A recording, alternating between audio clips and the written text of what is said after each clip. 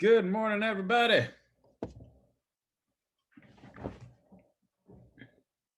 Good morning. How's everybody doing? Not all at once. Doing all right. How was your shot? The shot was good. It was good. It was easy peasy lemon squeezy. To be honest, I was a little nervous because I like the night before, well, right before, started reading up like side effects and like rare side effects, and I was like, oh my gosh, I'm gonna like have a stroke or some shit. That's fine. It's like no other shot. It's like a flu shot, frankly, in my opinion. I, had a little bit of like arm stiffness, like not immediately after. It was probably like later that evening. And at night, it was actually a little bit tight. It felt like it was actually like if I like moved my arm like this, it like wanted to like kick back out, like it was that tight. And then the next day, it was still tight. I popped a couple Tylenol and I went rock climbing, and it's felt fine ever since. So no big deal. So Yeah, second shot that gets you. Yeah, that's what everybody's telling me.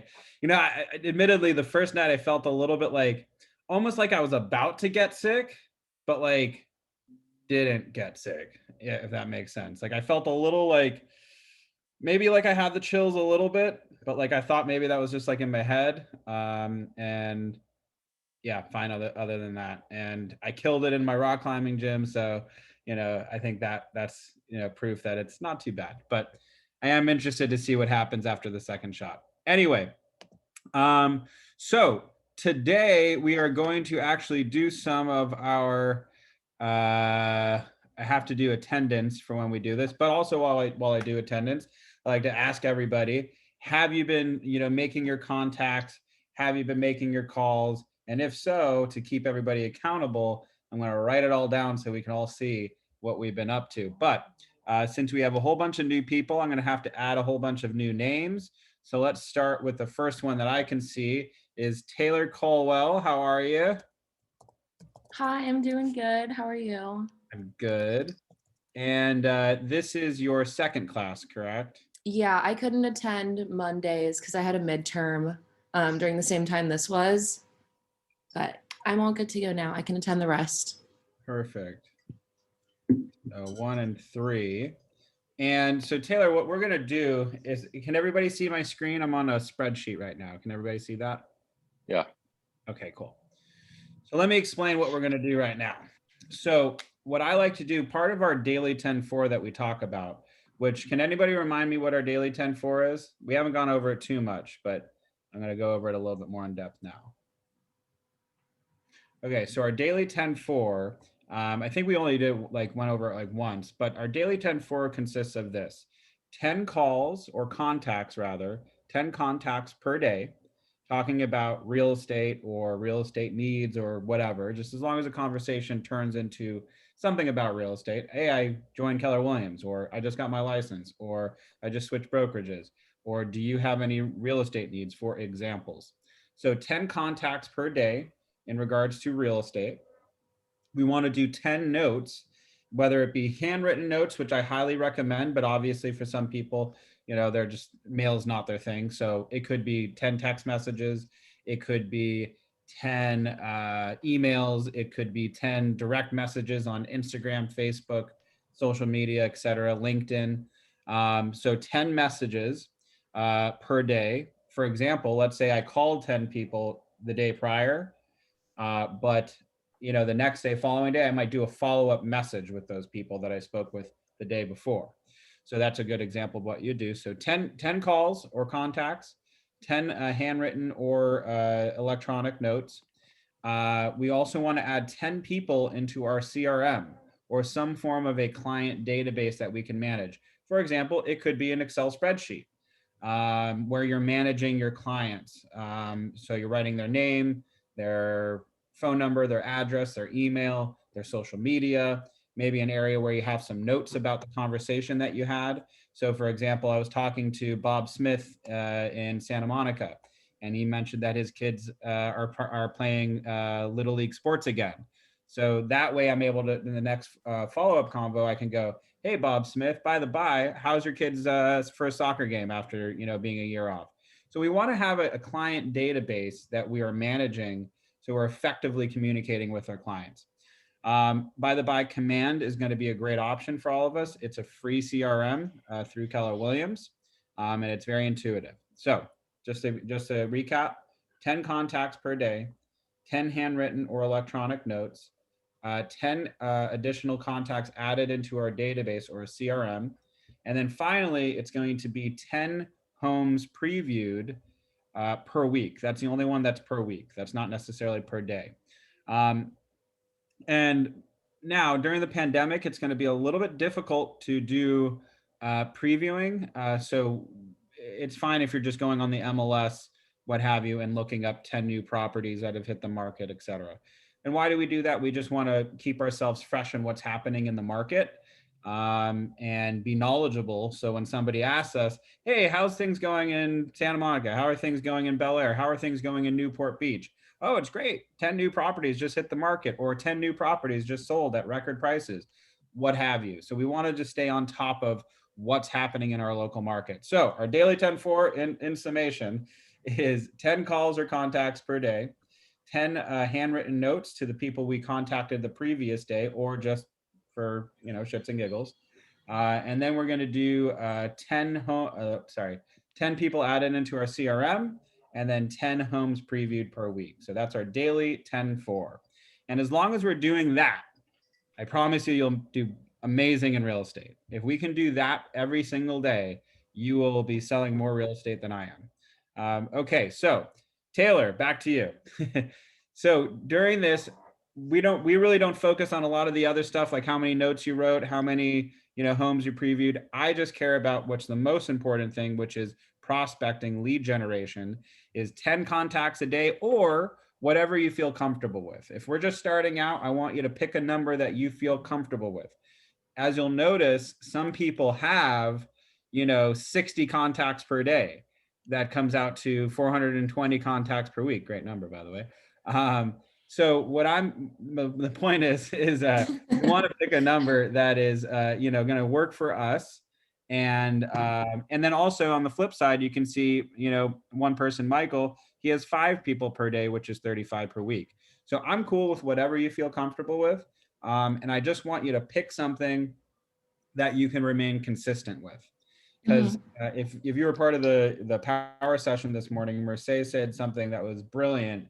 For some people, they can contact 100 people a day and keep it consistent. But for him, that's just not how he operates. So if for you, it's like, hey, three per day and I can keep that consistent, that's great too. So what could you commit to per day? And I'm gonna ask you every single class if you're sticking with it. Well, what could you commit to per day? I'm gonna try to shoot for 10. I think 10 would be good. I love it. All right, 10 per day, which comes out to 70 per week. And have you been doing it so far? If not, that's okay. Not yet, but after the session, I'll get started on it. Awesome. Zeros into heroes. Let's do it. Good job. Thank you, Taylor, for being brave and stepping up to the plate first. Okay, Alex Benson. How are you, bud? Good. Oops, what's happening there? There we go. Alex Benson. Did I spell it right? Yeah. Okay, so contacts per day. How many can you commit to? If I did 10 per day, I think I'd run out of people pretty quick. So let me stick with 5. Sure, not a problem. And mind you, that 10 per day could be cold calls. It could be door knocking, because door knocking is becoming a thing again. It could be talking to people, strangers on the street at the grocery store, while you're in line. Whatever. You know what? I could do 10. Let me, I'll work on getting a list from Title. Beautiful. Awesome. Very good. And have you been doing any so far? I haven't made a concerted effort. No problem. And you've been here for all 3 classes, if I'm correct. Yeah. Awesome. Very cool. Thank you, Alex. Good stuff. All righty, Gabby H. I will try to go for 20. Okay. And what's your last name, Gabby? Hacker, Hacker. Yeah. Are you good with computers? No. Yeah, that's ironic. I love it.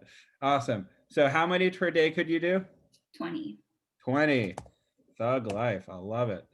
And that equals 140. Yeah. There we go. Math.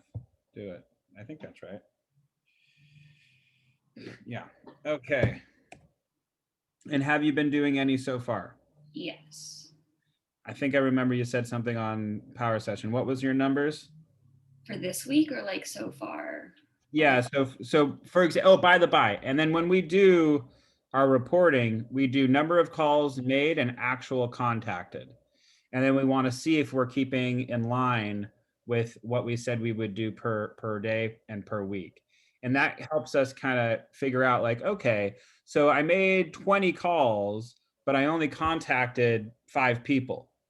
So what do I have to do? I need to call, 40 people to reach my 10. Does that make sense?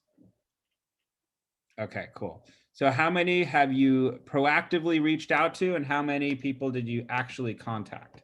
The past 2 days, I did 19, 19. And how many did you talk to? 14. Nice. Love it. And Gabby, if I'm correct, you've been on all 3, right? Mhm. Okay. Awesome. Thank you, Gabby. All righty. And going down. Oh, wait, who's that? I missed somebody. Miriam, Yes, how are you, my dear? I'm good. Thank you. Let me just make sure I get your spelling right. Did I spell that right? Yes, it's correct. Okay. Okay. All righty. How many can you commit to per day and per week? I want to go with 10 and per week, maybe 25. Well, don't 10 know. 10 per day would be 70 per week. Okay. So let's divide 25 per week by the 7. Let's bump you up to 4 a day. How about that? Okay. All right. Okay. So that'll be 28 per week. All righty. And have you been keep doing any so far? Yeah, I did yesterday. I contacted already 4 people, Nice. How many did you talk to? 10.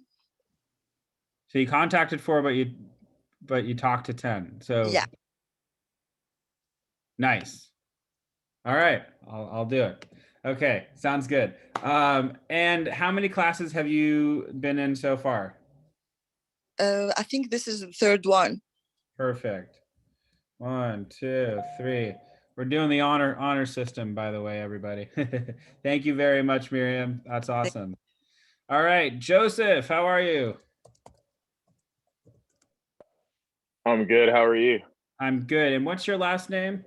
It's Wabazor. It's spelled N as in Nancy, W, A, B as in boy, U, Z as in zebra, O, R. That's like Medlinsky. I have to spell that to everybody.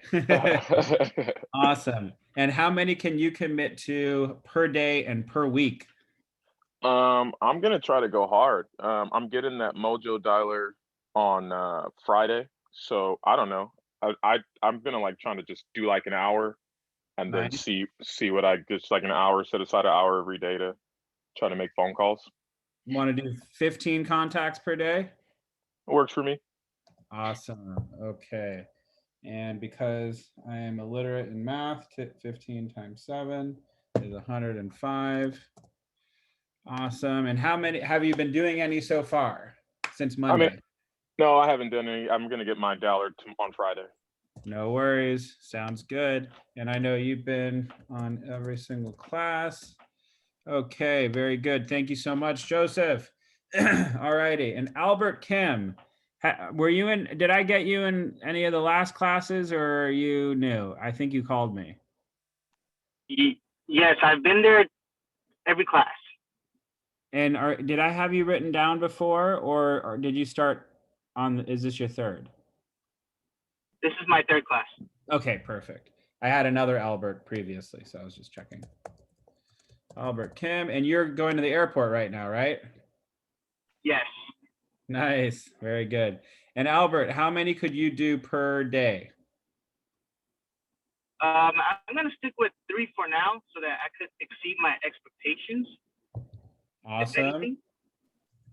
very cool. And have you done any so far? Yes, I've contacted 5 people so far. 5 for 5, sound good. All righty, Albert, thank you so much. Enjoy picking up your sister. I know LAX is crazy, so stay off the phone. It is.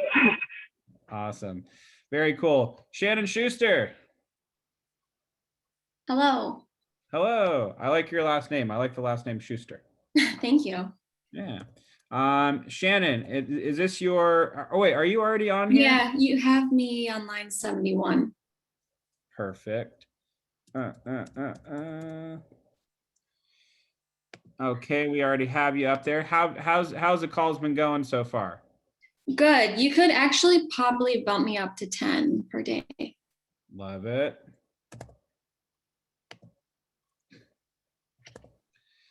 And what are your numbers? For this week, I've contacted 18 and I actually spoke to 10. Perfect. And were you here for the last 3 classes or? I was here for one of them, I think. Okay, so I'll give you 1 and 3. Yeah. And don't worry, we'll fill up the rest as we go along. Okay, thank you very much, Shannon. Thank you. All righty. And Josh Schneider, I know you're on here. Where are you?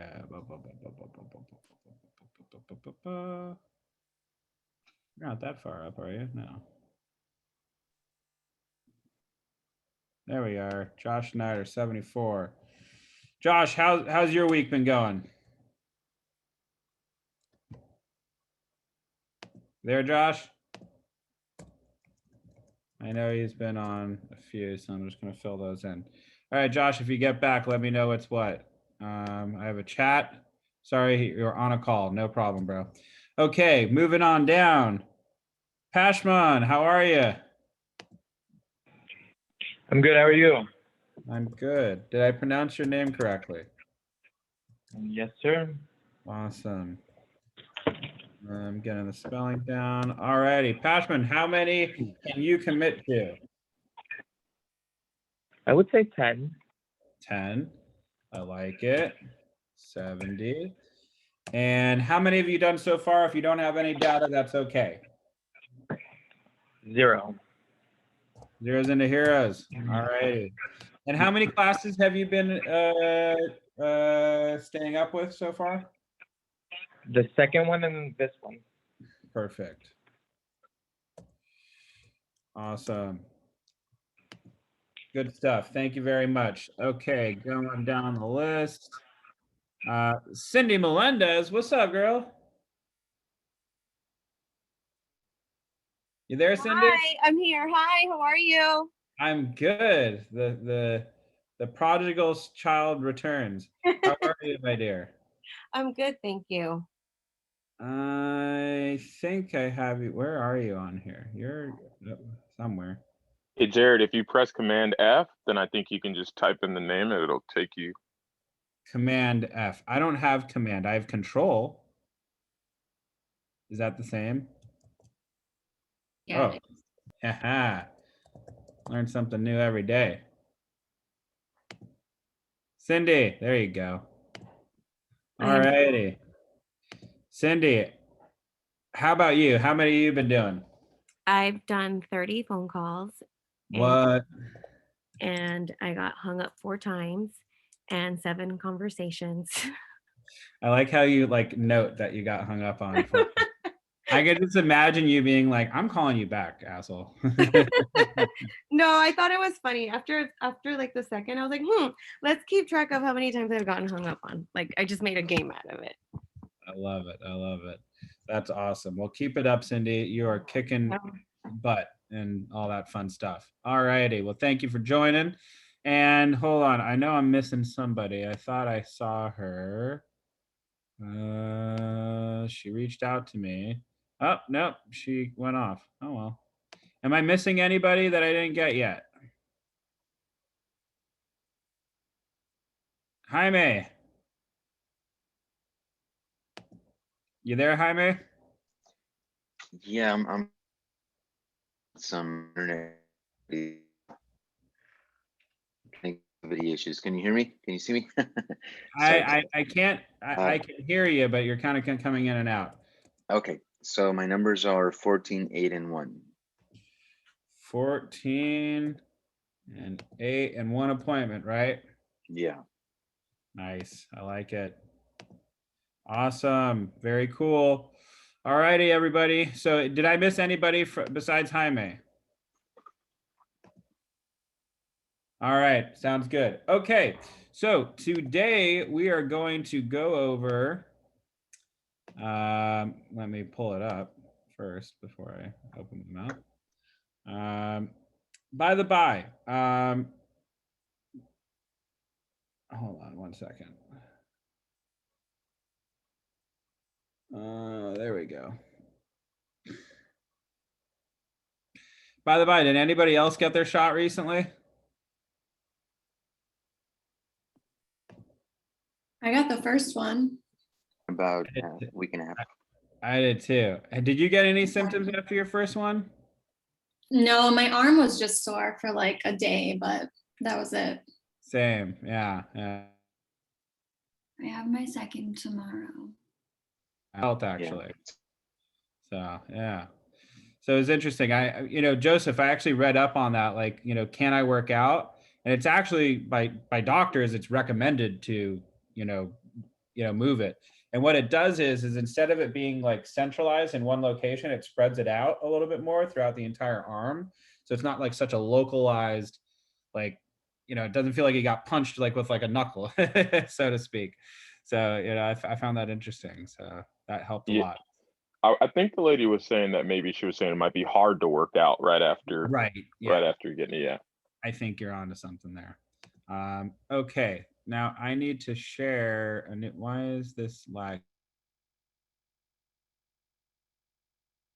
right now? Sorry, y'all. 1 second. Technical difficulties. I don't feel too bad. I was watching a summit with Joe Biden and Putin and all that stuff for a environmental summit, and they were having a lot of issues with their Zoom meeting. So I don't feel too horrible, but it's not picking up my mouse right now for some reason. Hold on.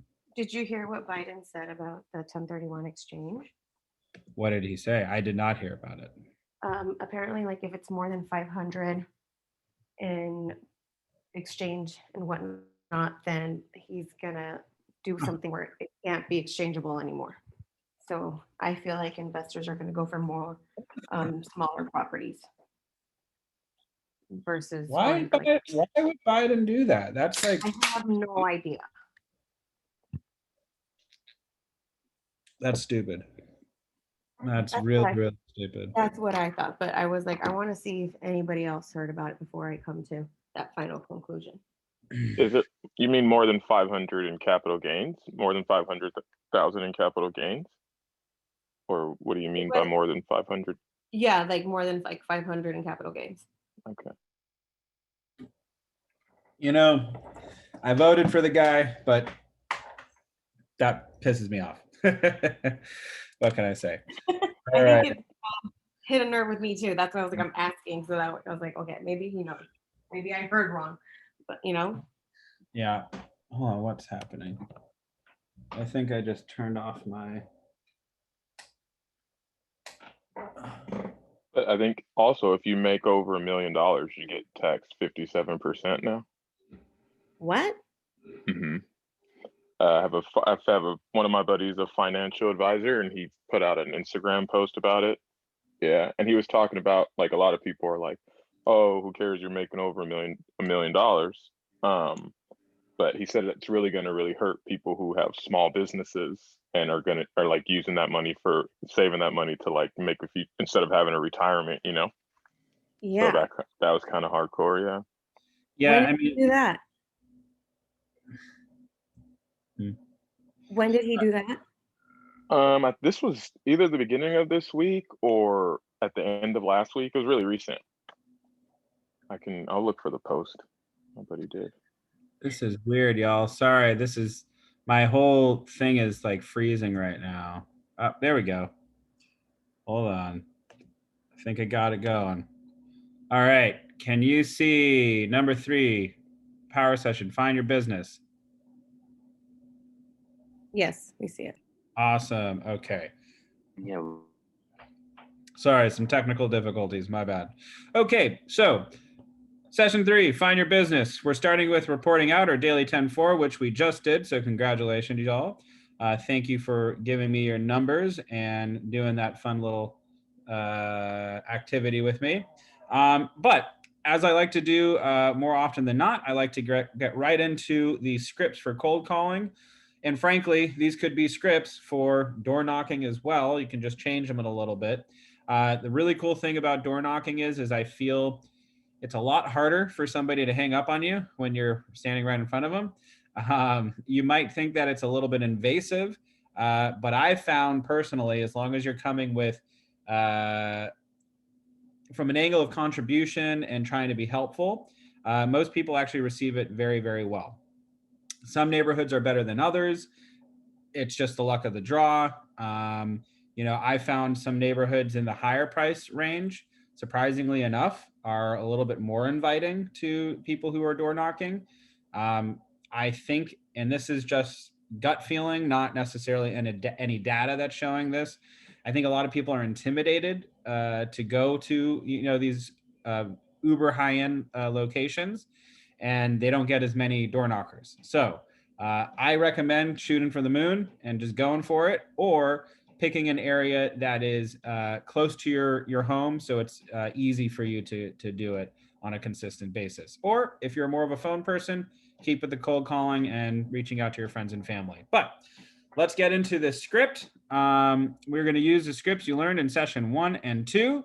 Let's go over it and do it again. If I can have, who's somebody who did not? Miriam, let's have you do this script.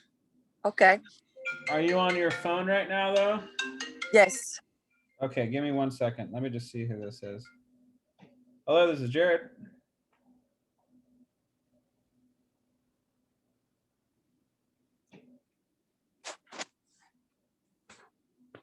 Okay. LA was just telling me I can get my COVID shot. I've already got my COVID shot. Okay, Miriam, so what we're going to do, can you read this? Can you read what's on my screen? Okay. Hi, Joseph. My name is Miriam with Keller Williams Realty. Your name was given to me by a close friend of both of ours. Make up a name. Tony, and she said that I should give you a call. It's right now a good time to talk for a couple of minutes? Yeah, absolutely. Joseph said that you were thinking about selling a house in 10 days and asked if I would please give you a call. He and both want to make certain that you are in great hands and you have to have the very best. So that's why I'm calling. Oh, awesome. Thank you so much for the call. I really appreciate it. Since everyone likes to know what houses are selling for, I'd like to share my real estate app with you. You can see what's going on anywhere, from your to any place in North America. It's free, there is no cost to you, and I can send you a text to link to it. Does that sound good? Absolutely. Thank you so much. I really appreciate it. Have you seen anything you like thus far? Yeah, I saw this one house on Zillow, but then I tried to call the agent, and it was some random agent who's never even been to the property. It was so confusing. That's great. Are you working with any other agent? No, not right now. I kind of want to just work with one person. When are you planning to move? Um, oh, I don't know, like 10 days from now, hopefully. I mean, I know we have to go into escrow, of course, but I got my job starts in 20 days and I wanted to move closer to my work. Oh, that's great. Have you listed with another agent? No, again, I'm just I'm all turned around with this whole move thing. And I just really wanted to work with one person.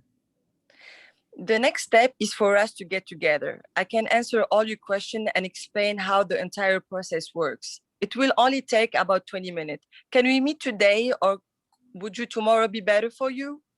Yeah, today's fine, actually. I'm a little free around 3 o'clock. Okay, that's great. So let's do it. Awesome. Very good. So Miriam, that was great. And so what I would do at that point is ask what time is good for them, and then go ahead and try to schedule that. And then keep in mind that when we're doing scripts, we're on a script, but the person that we're calling is not on a script. So when they respond back, try to be a little conversational, but more importantly, learn the scripts so that you're used to it, in the process. And then once, they have, so for example, let's do that one more time. Taylor Caldwell, could you read the script? And I'm going to kind of trip you up a little bit with conversation and see how it goes. Yeah, okay. Hi, Jared. My name is Taylor Caldwell. I'm with Keller Williams Realty. Your name was given to me by a close friend of both of ours, Tony, and he said that I could give you a call. Is right now a good time to talk for a couple of minutes? Tony Sarkis, rock climber? Yes, it is him. Oh, dude, he's so awesome. We go climbing all the time. He dropped me once from a belay, if you can believe it. I was 20 feet up, dropped me right on the ground. He was checking out some girl, didn't even see it. It was horrible. Oh my gosh, are you okay afterwards? Yeah, my ego's a little bit bruised, but I'm fine other than that. Oh. Anyway, sorry about that. What's up? How are you? So Tony said that you were thinking about buying a house in about a month or so, and asked if I would please give you a call. Tony and I both want to make certain that you are in great hands and that you have the very best, so that's why I'm calling. So since everyone likes to know what houses are selling for, I'd like to share my real estate app with you. You can see what's going on anywhere from your street to any place in North America. It's free, there's no cost to you. And I can send you a text to a link to it. Does that sound good? Oh, that's awesome. Tell Tony I said thank you. Yeah, I was just talking to him the other day that I wanted to finally, buy a house, but I don't have a realtor. And yeah, absolutely. My number is 310-386-8590. Okay, perfect. Have you seen any properties that you like so far? Yeah, I mean, sort of. I saw something on Zillow, but then I called and it was already in escrow, so that sucked. Oh, okay. Well, the next step is just for us to get together. I can answer all of your questions and explain how the real estate process works. It would only take about 20 minutes. Would today or tomorrow work for you? Ooh, if I'm being honest, I'm a first time, just full disclosure, I'm a first time home buyer. I'm a little bit nervous. I don't even know if I'm ready really right now. I mean, I don't even know what the first step to, I guess I don't know, like, I don't want to waste your time. Oh no, your business would never be a waste of time to me. I can help you get started if you are serious about buying a home within the next month or so. The first step would just to get pre-approved. Awesome. You know what? Okay, yeah, I'm free later this afternoon. Could we maybe get coffee or something? Yeah, that would be perfect. Okay, cool. Yeah, then I'm free. Yeah. Why not? Okay, awesome. Sorry, I don't have that part on my no, I think Word that doc. Yeah, no, it's okay. I think that pretty much ends right there. And so then, and by the by, that was really good. And so, Miriam, did you see the slight difference in how the conversation was going there? Yes, absolutely. To be honest, I made like a paragraph yesterday and it was like way easier and clear for me. I gotta read this many times. Yeah, and you know what I like to say? If you find a script a little bit too wordy, okay, free to go in and take some stuff out. Just take what you like about the script and make it yours, so it's easy for you to say it. Does that make sense? Yes. Perfect. So take all the points and put it in your own language, and so that way when you're doing the script and you're talking with people, it just comes out a little bit more natural. And then what I like to do personally now, whenever I'm cold calling, I have like bullet points. I'm not even using a script. I'm just going, I want to touch upon this point, this point, this point, this point. And I'm almost like kind of like checking it down the list. Like, oh, like have you been looking for anything? Have you seen anything you like? Check. Great. And how was your experience with that agent? Horrible. Check. You know, whatever. And then I just kind of go down the list. But yeah, you did great, by the by, Miriam, and thank you very much. What's her name? So great. Awesome. So let's get down to new to real estate. Who's new in real estate who wants to give it a go?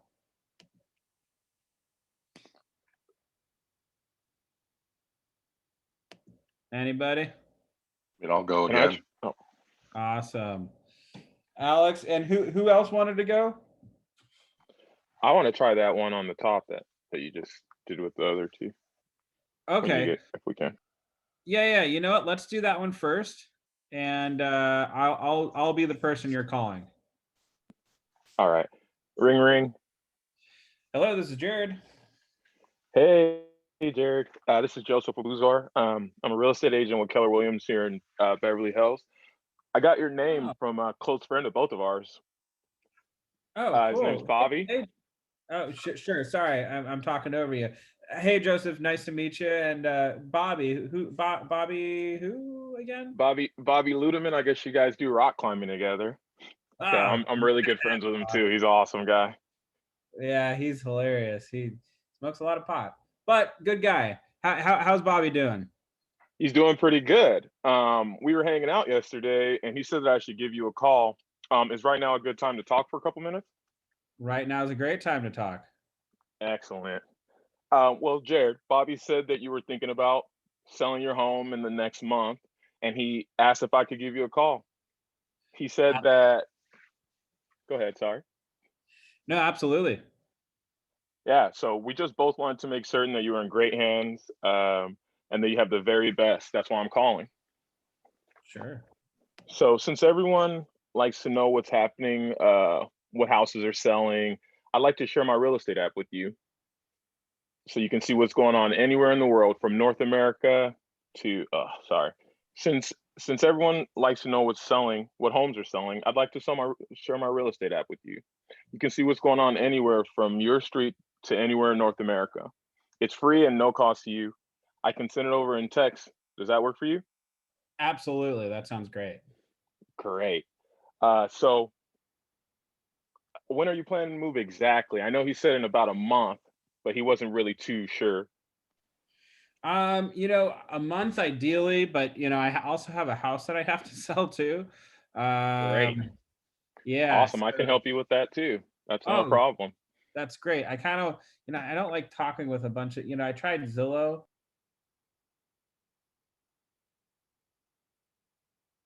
It says I'm the host now. Guess we lost him. Yeah. You've been promoted, Alex.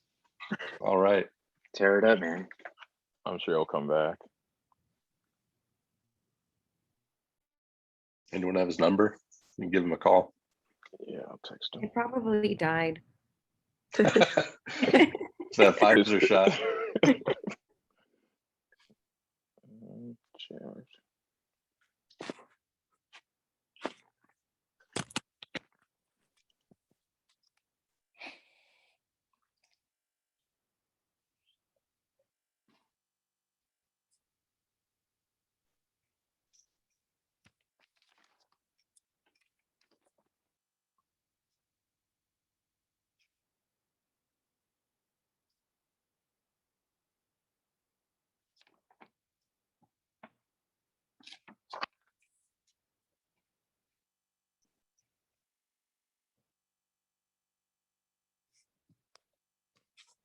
He said that he's frozen. So.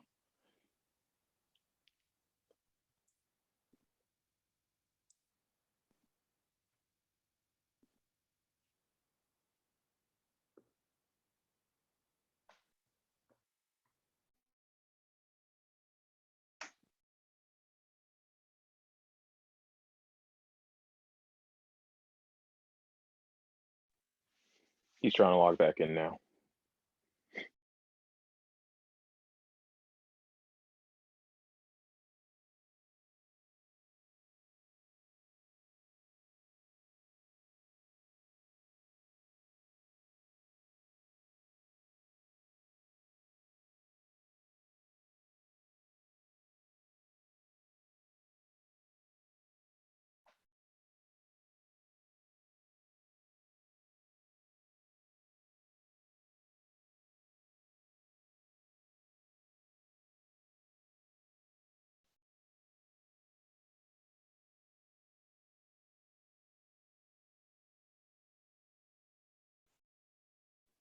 He says he's rebooting his computer. I just sent a link. It's a reenactment of his vaccination.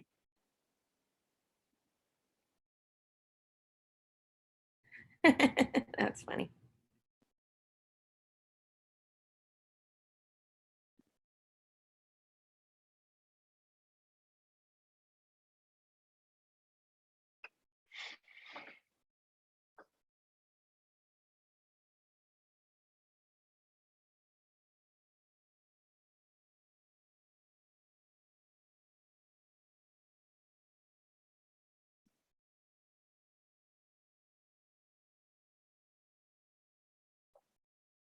That was funny. Yeah.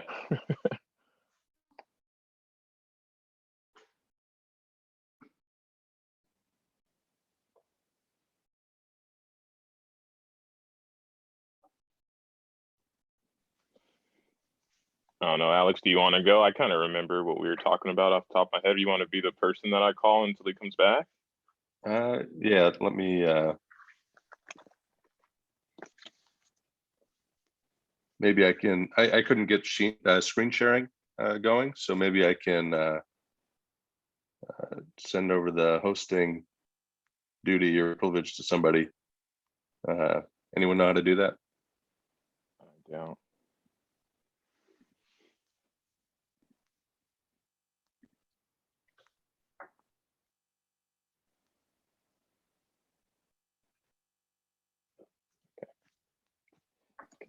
What page was it on the document? Do you guys know?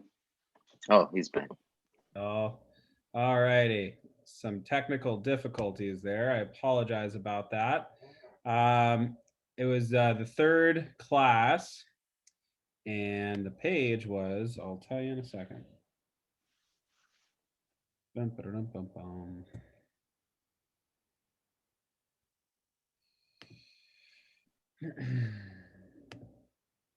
Here, I'm going to put this link into the chat box so everybody can go ahead and open it up on their own device and follow along. I just put that in the chat box. And we were on page 9 of 45. Okay, use scripts, referrals. So Joseph, where did you leave off on that script? I think we were at the point where you were saying that you actually wanted to sell, you had to sell your house first. Perfect. Let's start it from the top and get right through it, because we kind of got a little disconnected there, and on Yeah, my I didn't end, do.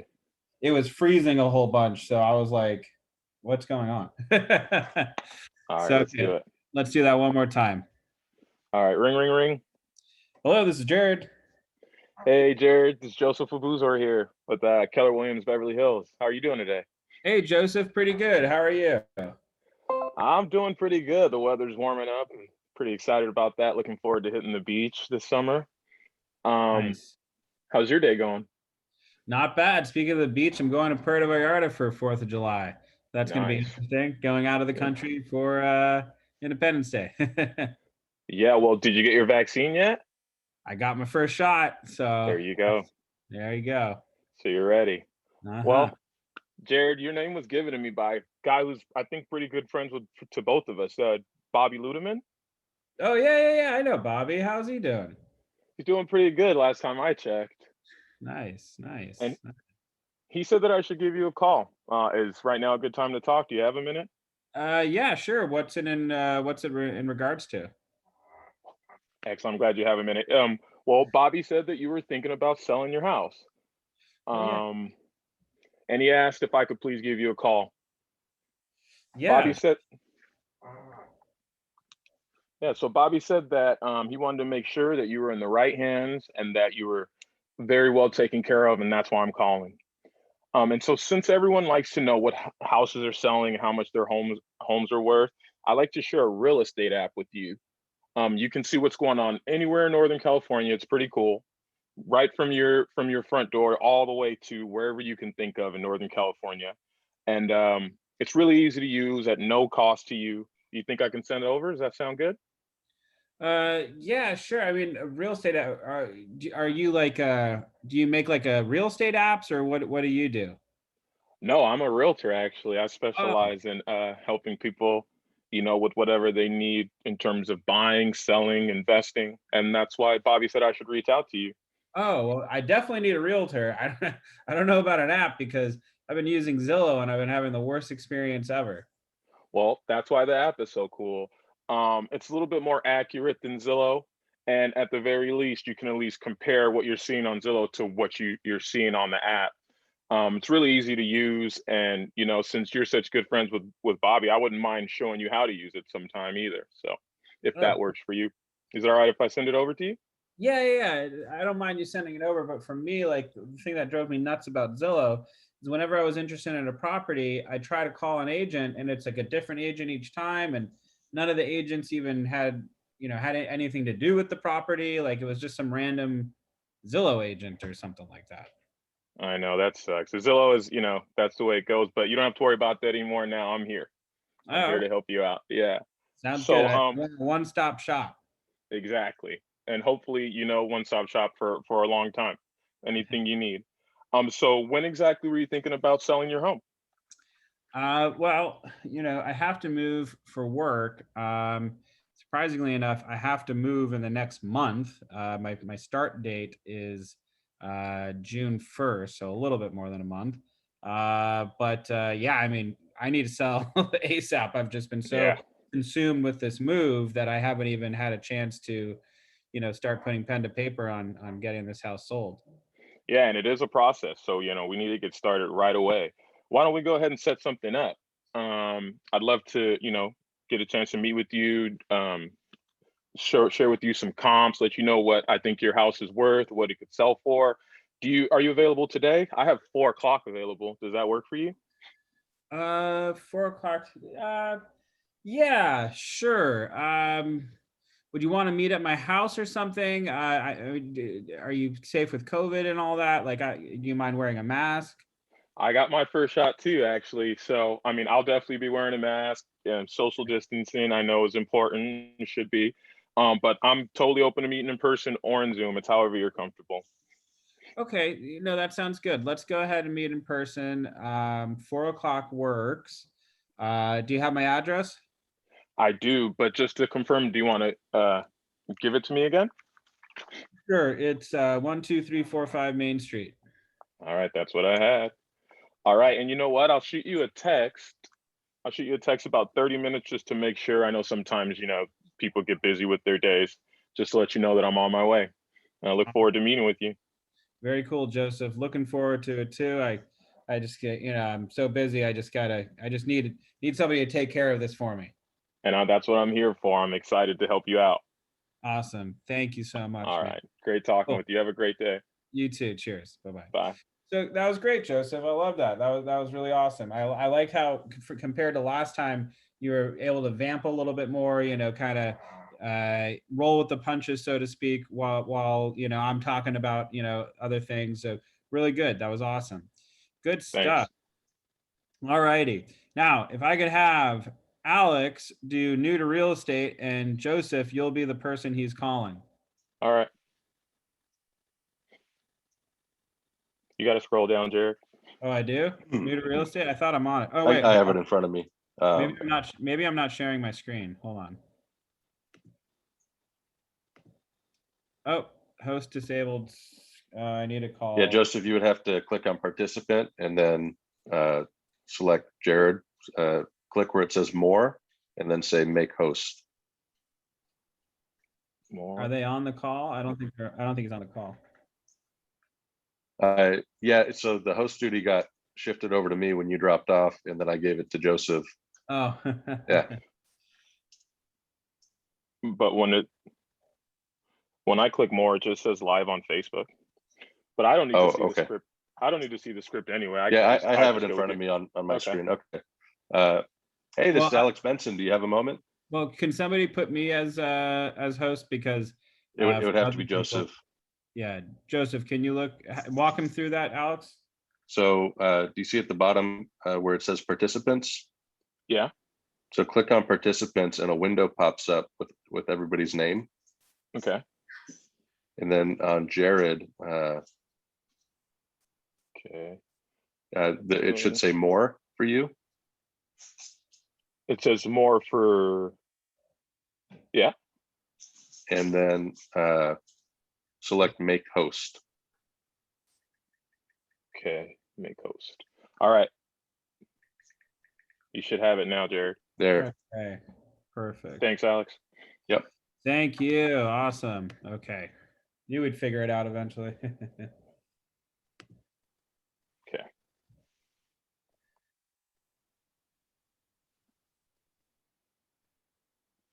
So Joseph, ring ring. Hello. Hello, this is Alex Benson, Keller Williams Real Estate. Do you have a moment? Alex, hey Alex. Yeah, I guess I have a moment. What's going on?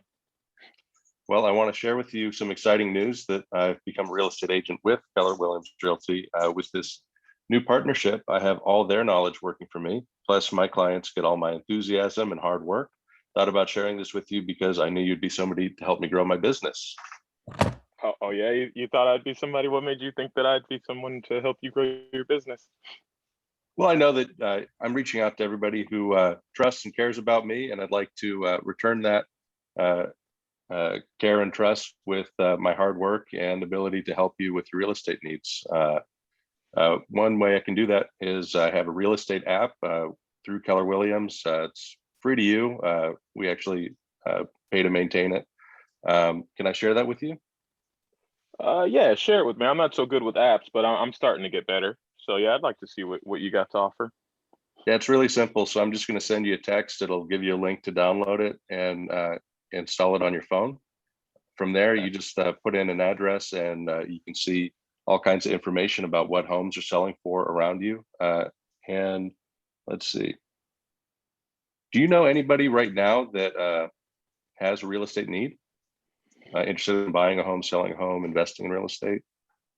I do have a good friend who's always investing in real estate. Would you like to have his phone number? I definitely would. What's his name? His name's John. And his phone number is 555-1212. That sounds like a fake number, Joseph. I'll give it a call and see what happens. I sure will. And is he interested in buying a home or selling a home? Well, he's interested in investing. He's really big on income properties. Okay, great. I'd love to talk to him about that. Thank you so much. And of course, if you ever have a real estate need yourself, keep you in mind. Oh, I definitely will. I love it. That was good. Mostly improvised. Sorry. I like it though. It was good. It was very, very natural. It was very flowing. Joseph threw a little monkey wrenches in there, but it was all good. I liked it a lot. Very good. All righty. So now let me see. New to Keller Williams. Who's new? Let's see. Miriam. Yes. Let's do new to real estate. Okay. All right. And Gabby H, could you be the person Miriam's calling? Awesome. Hello, this is Miriam from Keller Williams. Do you have a moment? Yeah. I'd like to share some exciting news with you. Usually I'm the one helping people make a move. This time I'm the one who moved. I've moved my real estate business over the Keller Williams Realty, and just because my company name has changed, The level of service I offer to client hasn't. My clients will continue to get all my enthusiasm and hard work. And as you already know, I'll do whatever it takes to help people. May I count on you to help me to grow my business? How do you want me to do that?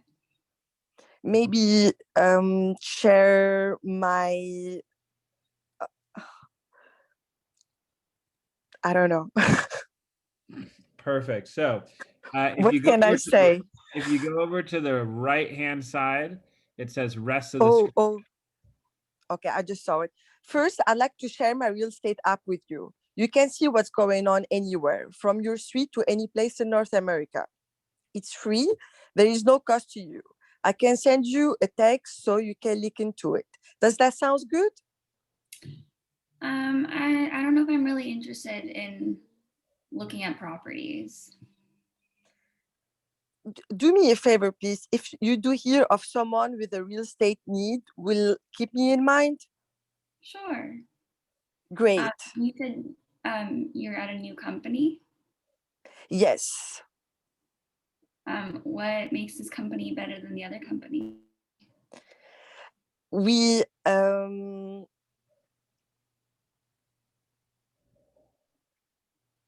No problem. Okay, so some of the things that about Keller Williams that are like really good things to talk about, that we could go back to the real estate app, or we could go back to the fact that we are the largest owned real estate firm in the world. We have thousands of offices all across North America. So even if you have a family member who lives outside of Los Angeles who has a real estate need, we can still facilitate those transactions for them. We just recently invested $1 billion into our technology platform, ranging from social media marketing to artificial intelligence to do predictive analytics of when people are likely to sell, blah, blah, blah, blah, blah, blah. Allowing us to custom tailor our marketing efforts and our campaigns for our clients, et cetera. That we have, my point is that there's a lot of things that we can learn about our company that we can, lean on when somebody asks, what makes your company so great? So not a problem. That'll take a little bit of, once you're in the thick of things of being a new licensed agent, you'll start to be able to roll those off the tongue a little bit quicker. So that's not a problem. So Miriam, let's go ahead and continue with this script, and you and I can go ahead and do it. Let's start back from the beginning, and I'll be the person that you're calling this time. Okay. All righty. And so Yes. remember, new to real estate, and then when you get to the bottom of that, jump over to the right-hand side, and I might kind of help you along a little bit and break character and just kind of give you some like suggestions. Okay. Okay. Sounds good. Awesome. Hello, this is Miriam with Keller Williams. Do you have a moment? Hey, Miriam. Sure. How'd you get my number? A friend of mine, his name is Bob, just gave me your number and told me to call you. Oh, sure. I know Bob. Yeah. He's awesome. Thank you. Oh, well, a friend of Bob is a friend of mine. So how can I help you, Miriam? I'd like to share some exciting news with you. Usually, I'm the one helping people to make a move. This time, I'm the one who moved. I moved my real estate business over to Keller Williams Realty. And just because my company name has changed, the level of service I offer to client hasn't. My client will continue to get all my enthusiasm and hard work. And as you already know, I do whatever it takes to help people. May I count on you to help me grow my business? Oh, absolutely, Miriam. I'm happy to help. What can I do to be of assistance? I appreciate that. First, I'd like to share my real estate app with you. You can see what's going on anywhere, from your street to any place in North America. It's free. There is no cost to you. I can send you a text so you can link to it. Does that sound good? Yeah, sure. I'm not really savvy with technology, but I'm happy to take a look at it. Sure, why not? Send it on over. Do you have my cell phone number? Yes, I do. And if you need any help, I can help you with the app. It's actually very easy to use, Oh, great. and it's even easier than Zillow. Oh, even better. I love it. And I'd like to ask, who might you know from work, your neighborhood, or group you belong to who's interested in buying or selling a home or investing in real estate? Hmm. You know, gosh. I Can just you bought a think of house. anyone right now? Yeah, I'm trying to think. I just bought a house, but you know, my cousin Adam, he is looking at getting a new place. Um, yeah, my cousin Adam. Would you like me to give you his number? Yeah, please. I will really appreciate that. And please, the name and last name, and if you can provide me his email, that will be amazing. Okay, sure. Yeah. Well, I don't have his email off on hand, but I can give you his name and his number. Does that work? Yes. Okay, his name's Adam Roeder. Mm-hmm. Okay. And his number is 424-888-4554. Thank you. Would you tell him that I will be contacting him soon? Absolutely, will do. I have a wealth of interesting and timely information about the real estate market in your area, and I'd love to send it to you. Let me make sure I have your current email and address, and I will send the same thing to your cousin as well. Okay, sure. It's jaredmarcusm@gmail.com. It's noted. And do me a favor, please. If you do hear of someone with a real estate need, would you keep me in mind? Absolutely. Great. And after you download the app and try it out, send me a text and let you know how you feel and how you like it. Okay, I'll try to do that. Absolutely. If you have any question, feel free to call me anytime. And thank you for your time and help. And please let me know if there is anything I can ever do for you. Perfect. Absolutely. Miriam, you'll be the first that gets a call. Thank you so much. Awesome. Thank you. Have Okay. a good day. You Okay. too. Okay, so Miriam, let's go to one point that I just wanted to go over real quick. So when you transferred from, I have a wealth of interesting and timely information about the real estate market in your area. I'd love to send it to you. Let me make sure I have your current email address. And I said, okay, sure. It's jaredmarcusm@gmail.com. Then I think you just went right into, and do me a favor, please. Make sure you go, thank you so much. Let me just repeat that back to you. It's jaredmarcusm@gmail.com. Okay, great. Thank you so much. And by the way, do me a favor, please. So, and the reason for that is it makes it sound less scripted when you have like a little bit of like convo in between the lines. Does that make sense? Yes. Perfect. Okay. Because, but then again, we are learning the script, so that's okay. So once you read the script over a few more times and you don't have to read it anymore, when you do make those calls, all of a sudden it's just going to be off memory and you're going to go, and it's not even a script anymore. It's more of a conversation, right? Because you're not reading and you're just, talking it back and forth. So good job. That was awesome. That was way better than the first time that we read it. And, good stuff. What I like to say is I always go back to rock climbing. When I first went back to rock climbing, it was the first time in over a year and a half since I've rock climbed. And I tried to do a route that, should have been easy for me. And I was struggling. I was like trying to relearn how to do it all. And it was difficult or whatever. And then now I'm the fourth time since I've been back, I've destroyed that route, which is great. But now I'm on to like even more difficult route. So the point is, incrementally, we're going to get better slowly but surely while we practice, whether it's rock climbing or doing these scripts. So for everybody on the call, I highly recommend going into these scripts, practicing them, reciting them in a mirror. And just like any actor or actress who's up for a role or anything, or a TV show, a commercial, or a movie, the more they practice the script, the more they're allowing themselves to let their personality show through the words on paper. Rather than just being words on paper, it's now turned into a reflection of their own personality and themselves. And it comes off much more naturally. So good job, Miriam. That was awesome. Thank you so much. And Thank you. Awesome, awesome. So, okay, let's get somebody else to do this. Cindy, the rock star, could you help me out with reminding me that you're in real estate? Hello, this is number 3, right? Yeah, number 3. Hello, this is Cindy. Do you have a moment? Hey, Cindy. Yeah, I got like 10 minutes. How can I help you? It's been a while, and I'd like to apologize for not staying in touch. Oh, I've wait, been wait, busy wait, growing this my. is Cindy Melendez? Mhm. Oh shit! How are you, girl? It's been a while. How are you? Wow, I'm sorry. Good, how I you thought it was. know? My bad. I didn't have your number saved. What's up? Nothing much. I just wanted to see how you were doing all this crazy pandemic stuff. Yeah. Okay. Very cool. I just wanted to apologize for not staying in touch. I've been really busy growing my real estate business and working with great clients like you. I wanted to share with you that I have a personal goal to help um, 10 families get into the home of their dreams this year. As you already know, I'll do whatever it takes to help people. May I count on you to help me reach my goal? Absolutely, 100%. So good to hear from you, by the way.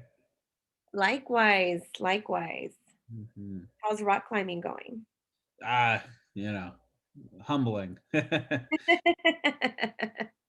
least you're getting out there and keeping busy. Yes, yes. My girlfriend tries to get me out of the house as much as possible because I think she's tired of me. But hey, I think it's good for both of us. That's good. At least she keeps you busy on your toes. Yes, yes, indeed. So then go over to the rest of the script to the right side. To the what? To number 4? No, to the right side. Okay. First, I'd like to share my real estate app with you. You can see what's going on anywhere from your street to any place in North America. It's free 99. There's no cost to you. I can send you a text so you can get the link. Does that sound good to you? Well, I like the price, so yeah, absolutely. I'll take a look at it. Perfect. And I'd like to ask you, if you don't mind, would you please be so kind to forward it to anybody that you may know that is looking for a home? Absolutely. Yeah, 100%. Amazing. That will help me reach my goal to help 10 families. Perfect. Okay, so real quick, Cindy. So when we're doing that script on the right-hand side, it goes, first, I'd like to share my real estate app with you. You can see what's going on anywhere from any street, any place in North America. It's free. There's no cost to you, et cetera, et cetera, et cetera. Then when we get down to, and I'd like to ask, who might you know from work, your neighborhood, or groups that belong to whatever, they're interested in buying or selling a home or investing in real estate? Can you think of anyone right now? The reason why it's not talking about the app is because we want to be proactive in reaching out to those people and not putting it in the hands of a referral. Okay. Exactly. So let's do that one more time. Let's stick to the script on the right-hand side. Make it yourself, of course, but try to stick to it as much as possible. And let's start back from first. I'd like to share my real estate app with you. Okay. First, I'd like to share my real estate app with you. You can see what's going on anywhere from your street to any place in North America. It's free. There's no cost to you. I can send you a text so you can link to it. Does that sound good? Oh, that sounds awesome. I hate Zillow, and anything that gets me off of that thing, I'm totally up for. Yeah. You still have my cell phone. Well, you called my cell phone, so you must still have my number. So yeah, send it on over. I'll take a look at it. Perfect. You'll love this one. This is better than Zillow. And I'd also like to ask, who might you know from work, your neighbors, or group you belong to who's interested in buying or selling a home or investing in real estate? Can you think of anyone right now? Thanks for taking. Now that you mention it, instead of me sending an app over to them, yeah, I know like 10 people who are looking to invest into 12 different properties a piece. So yeah, let me give you all their names and numbers. See the difference? Yeah. So yeah, when we ask for the business and we're trying to be more proactive and asking for their information, we're now taking control of the situation and we're able to capitalize on that with, having their info rather than the other way around. You know what I mean? Nice. Yeah. Get it. Awesome. Well, very, very cool. Thank you, Cindy. I'm going to go on to someone who's new to the area. Cindy's a rock star. She's been pumping away at the business ever since her first class. So thank you, Cindy. Okay, new to the area. Who actually is new to the area on this call? I'm pretty new. Mr. Snyder, let's do it. All right. Pull it up. All right. Ring, ring. Hello, this is Jared. Hello. Hi. Hey, Jared. Hey, Jared. This is Josh Snyder from Keller Williams, Beverly Hills. Do you have a moment? Yeah, sure. Keller Williams, that's real estate? Yeah, it's real estate. We're all across the globe, but I'm located here out of the Beverly Hills office. And I'd like to share some exciting news with you. I've moved to Beverly Hills and, you know, with Keller Williams, like I just said, and I thought about connecting with you because I knew you would be someone to help me get my business going here in town. Awesome. Yeah, I mean, I'm happy to help as much as I can. Awesome. Well, first off, I'd like to share my real estate app with you. You can see what's going on anywhere, like I said, from your street to any place in North America. It's free. There's no cost to you. I can send you a text so you can link to it. Does this number that I just called you on work? Is this your mobile? Yep, it is, absolutely. Perfect. So I can just text you a link if that's all good. And then on top of that, I like to ask, who might you know from work or your neighborhood, a group that you belong to, who's interested in buying or selling a home? I know you're really big into rock climbing. I don't know if you have a group there. You know, it could be anybody that's just interested in buying or selling at this time or investing. Huh. Yeah. You know,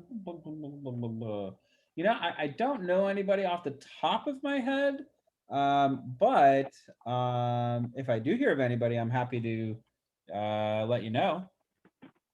Awesome. Yeah, again, I'm going to be here for the foreseeable future. So if it's anybody that's a month from now to 2 years from now, you know, I'm always happy to help. I know I'm new to the area, but I've got a wealth of interesting and timely information about the real estate market, not just in our area, but around the LA area. And I'd love to send it to you. Let me just, I think I have your email, but can you just confirm to me, make sure I have the right email address? Absolutely, man. It's jaredmarcusm@gmail.com. Got it. Let me just read that back to you, jaredmarcusm@gmail.com. Beautiful. That's it. Perfect. All right, Jared, thanks again. And do me a favor, as I said before, if you do hear of someone with a real estate need, just keep me in mind and let me know what you think about the app after you download it. I will do. Absolutely. I'm going to stop you there. That was perfect. See how Josh transitioned from the script to, let me just make sure I have your address. That's awesome. That's great. And by the way, do me a favor. It just sounds so much more natural. Whoever wrote this script who thinks that, let me just make sure I have your current email address. Great. And do me a favor, please let me know if you hear it. Just doesn't sound real. You know, like sometimes the transitions between these two things, depending on what the person says in response back to the prompt, it sometimes doesn't sound natural. So that was a great job, Josh. Perfect. Good job, everyone. All righty. So in addition to, we're going to move on down unless anybody wants to give it a stab at one of the scripts. All righty, very good. Okay, so your turn, handwritten notes. So again, after we do our cold calling, after we're getting on the phone and we're making all these calls and all that fun stuff, what are we going to do the following day? We're obviously going to keep trying to do more cold calling, but what's a great opportunity is to do a handwritten note, or in my opinion, in the world of technology, an email, a text message, et cetera, and to just go ahead and send them a message, thanking them for the time for chatting with them, either today or yesterday or whatever. So some of these handwritten notes goes as follows. Let's say you made contact with them on the phone, you met them in person, and you got their contact info. you were door knocking, etc., and you had a good conversation with somebody. Maybe they didn't necessarily say that they have an immediate need in real estate. Maybe they thought that they might know somebody in the near future. Maybe you just had a nice chat about, football. Doesn't matter. You had a good conversation with this person and you want to keep in touch with them, or maybe they do want to sell. This is a great one to use. You can highlight, copy, and paste it into a Word document so you have it ready to go. And obviously you can doctor it and change it to be a little bit more specific to the conversation you have. But here's an example. Mets, thank you for taking the time to chat with me today. It was great to catch up with you and let you know what I've been up to with my business. I'm thrilled to be with Keller Williams Beverly Hills, and I'm available to you anytime to be an asset and a resource to you, your family, friends, family and friends. Please call me whenever you have a question or a need comes up. I'll stay in touch. I appreciate you and wish you all the best. So for example, let's say I was door knocking and I met this individual and, we were talking about real estate. They said they don't really have a need, but, they admired my go-getter mentality. And, we had a convo about when they used to sell vacuum cleaners in the 50s. When they were a teenager. I don't know. I'm making up something. But the point is I could write a note back to them. Hey, Joe Smith, thank you so much for taking the time to chat with me yesterday. It was great to catch up and to hear your stories about when you were a young man starting your own careers in selling vacuum cleaners. It's crazy how times have changed. I've been, and I'm so happy I was able to share what I've been doing with my business. I'm thrilled to be with Keller Williams Realty, and I'm available to you anytime to be and please keep in mind that I would love to be able to be of assistance to your friends, family, and all your loved ones. Call me whenever you have a question or a need comes up. I'll stay in touch. I appreciate you. Wish you all the best. So see how you can take any of these, stock, letters or notes and kind of make it, tailored to, the conversation that you had with the individual. So what I like to do personally is when I'm on, either cold calling or door knocking in person, is I have a notepad. And, when I go up to a door that I'm door knocking, I write down the address and I just kind of wait. And I'm just talking with the person. We're chatting it up. We have a combo about something, whether it's when they were selling vacuum cleaners door to door, or when they were talking about their kid's soccer game, or how it's their anniversary coming up. I'll write a little note next to the address and say their anniversary is on the 5th of May, or their kids are playing soccer again, whatever. And so then when I go back to write a handwritten note and send it to them, I'm going to make sure I include that in that letter. So these are really important things to build rapport. What I like to say, especially in door knocking and when you're farming an area, yes, you're looking for business now, and that's the number one priority. But the second priority is to build rapport on the street. You want people in that neighborhood to go, I like that guy. He knocks on my door once a week and I still don't have anything to sell him. But you know what? He just does it just to say hi. And it's really sweet. And, things are so weird these days. And it's just nice to, have somebody who's so caring in a way. Huh. And he's just a realtor. That's so weird. In fact, if I think about it, I see this realtor more often than I see anybody in my life on a consistent basis. I like this person. And why is that important to have somebody in a neighborhood who actually likes you? Because when somebody's talking, you've been door knocked by that effing realtor, that guy Jared, he annoys me all the time. Guess what they're going to say? Really? I think it's actually really sweet. He's taken some initiative. He's going on in the neighborhood. I've had nothing but a great experience with them. And then guess what happens to that person who went, mer, I don't like that he knocks on my door. They all of a sudden go, maybe I am being a little bit hard on the person. They're just doing their job. They're just trying to make a buck and make a way in this world. And then guess what happens after that? You knock on that same person's door who is always slamming the door. They go, hi, Jared. How are you? No, I don't want to sell my house. But hey, you know what? I just thought about it the other day and I appreciate what you're doing. Keep it up, man. I'm telling you, building rapport in a neighborhood is almost as important as getting a new lead. So keep that in mind. writing handwritten notes and sending them out to clients is super important, and it will get you, it will put you light years ahead of the competition just by building rapport. All righty. So, okay, get your head in the game. Jared, Yeah. so do you door knock the same house like multiple times? Even if they Oh, told you hell that, yeah. even if they're not. Absolutely. Yes, the short answer is yes, and let me tell you why. If somebody, how quickly do you think somebody's needs could change?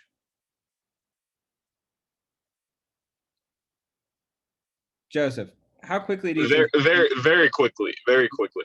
Absolutely. Let me tell you a little story. Now, this is the opposite of what you're going to want to hear, but it's an example.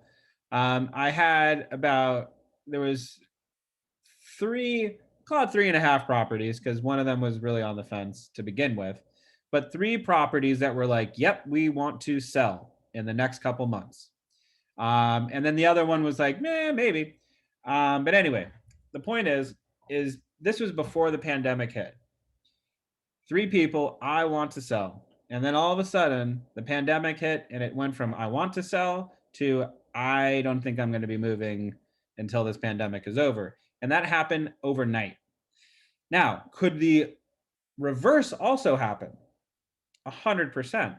And in fact, those 3 people who I was talking to about selling their house, one of them did end up listing their house. Unfortunately, it wasn't with me. We were in contact, but they wanted to list it like 300,000 above market value, and I'm just not going to take a listing that's that overpriced. And it ended up selling at exactly what I said it was going to sell at, but it was a pride thing for that homeowner, and he was just very difficult, and I didn't want to deal with him, frankly. But the point is the other 2 properties are still in play. They still are talking about. In fact, I'm showing the property this weekend to a couple agents. And then the other property, they still want to sell, but it's probably going to be maybe at the end of the summer or in the fall or maybe next year.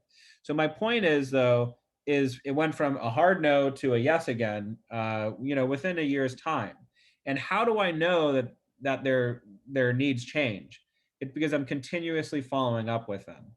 And by the by, Joseph, you're right. If somebody says, no, I don't want to sell, yeah, my tactic is going to be a little bit different with that person when I contact them.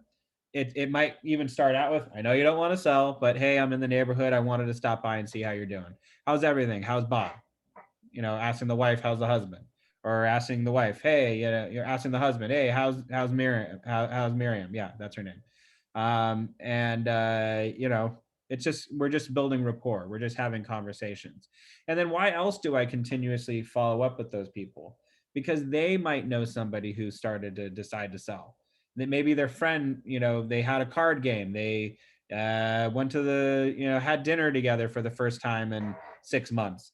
And all of a sudden at dinner, they said, you know what we're going to do? We've decided we're going to sell because the market's super high and we're going to sell our house. And guess what happens? I decided not to knock on their door because they told me they didn't want to sell. Well, I'm missing opportunities because their friends might have a need. And if I'm not top of mind, they're not going to go, you know what? I know this great realtor who's really consistent and really, thorough. And maybe you should interview this person. So the point is, Joseph, is yes, I do follow up with people on a weekly basis.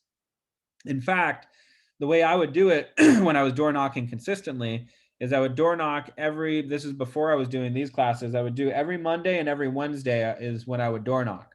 I would go up to Bel Air and I would do one long street in Bel Air on Mondays. And then I would go to this other long street in Bel Air on Wednesdays. And the one long street had about, 200 homes on it. And then the other street, which was a little bit longer, admittedly, had maybe 400 something homes. And if I didn't finish, on Wednesday, I'd go back on Friday and finish up where I left off. So the point is yes. And then I would start again all over the next week, starting with the first street. So each day, so every single Monday, everybody on street A would get knocked by me. Every single Wednesday, street B would get knocked by me. And then anything that was left over, I would finish up on Friday. So weekly, they expected my knock. And, it actually really worked out well to the point where everybody knew me by first name basis. Yeah, that makes sense. Actually, that makes sense because it's Jared. probably easier the second time. Yeah. Absolutely. And once they know that you're not bugging them to sell their house when they don't want to sell, they're friendly, you know. And don't be scared to ask like, hey, have any of your needs changed by the by since we last spoke? No, they haven't. Great, no problem. So anyway, how's Bob? How's the kids? Great, cool, awesome. Hey, before I go, have you heard any of your friends thinking about selling? I know you see me once a week here, but I also work in the Palisades. I work in West Hollywood. In fact, I've sold properties all the way up from Santa Barbara all the way down to San Diego. So I'm happy to help if you know anybody else other than people who live on the street. Oh no, Jared, I don't. No worries. But hey, listen, I'm really happy that the kids are back playing soccer again. And I'm really happy Bob's knee surgery went well. And hey, listen, if you think of anything, you have my number. But other than that, it was great seeing you as always. And I hope you have a great rest of your week. Oh, thanks, Jared. Have a great one too. Cheers. Bye. And it's just, we're just having conversations, at that point. And just little breadcrumbs being like, hey, I'm in real estate. Hey, I'm in real estate.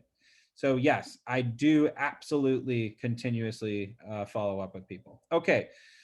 Any other questions in regards to that? Yeah. Gated communities, you don't have any problem getting into door knock? I don't do gated communities. That's a pretty strong, don't mess with me. Okay. Right then and there. And frankly, because gated communities will throw you out. Right. It is technically private property, and the guard will probably come find you and escort you off the premises. But you can cold call gated communities, and you can mail gated communities. So there's a where there's a will, there's a way. I don't typically door knock gated communities. Like I'm trying to imagine me sneaking into Beverly Park. I don't think it would go over very well, to say the least. So no, I don't do gated communities, admittedly. Yeah. All right. Okay. Get your head in the game. In Power Session 2, you committed to build your database and launch your contacts on touch campaigns. To continue to add to your database, you will need to lead generate for additional contacts. Okay. What are touch campaigns? Because I had to end session 2 a little bit early to get my Pfizer shot. So a touch campaign is through command. And what you're able to do in command, which is our CRM through Keller Williams, is you are able to set people up on automated drip campaigns. Why is that amazing? Because you can do it in your sleep. You set it and forget it. It's awesome.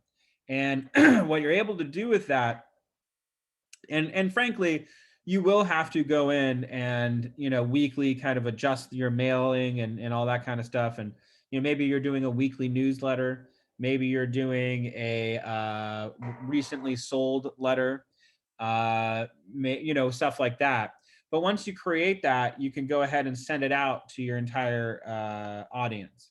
And frankly, you could also, for example, like holidays, birthdays, etc. You can set touch campaigns up for that specifically. So those are ones that you can, do well in advance of the actual holiday. So it takes a little bit of some grunt work to set them all up. But once you get it all set up, it's fairly easy to continue. So a touch campaign is basically where you want to touch them a certain amount of time. A touch is reaching out, a contact, email, a phone call, a text message, snail mail. Those are all touches.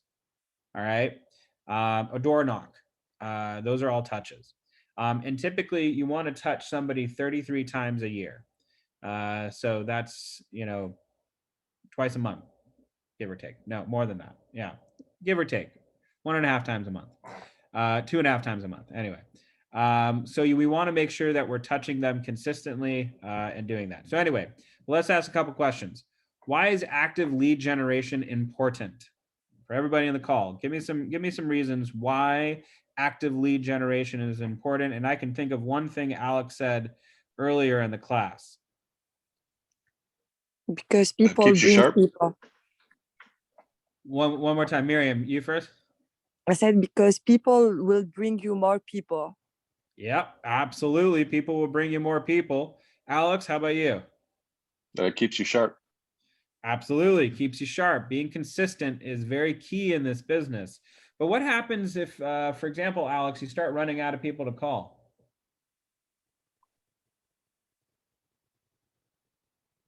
You find more people to call. There you go. So remember in the beginning, you were like, well, shit, if I was doing 10 contacts a day, I'm going to run out of people.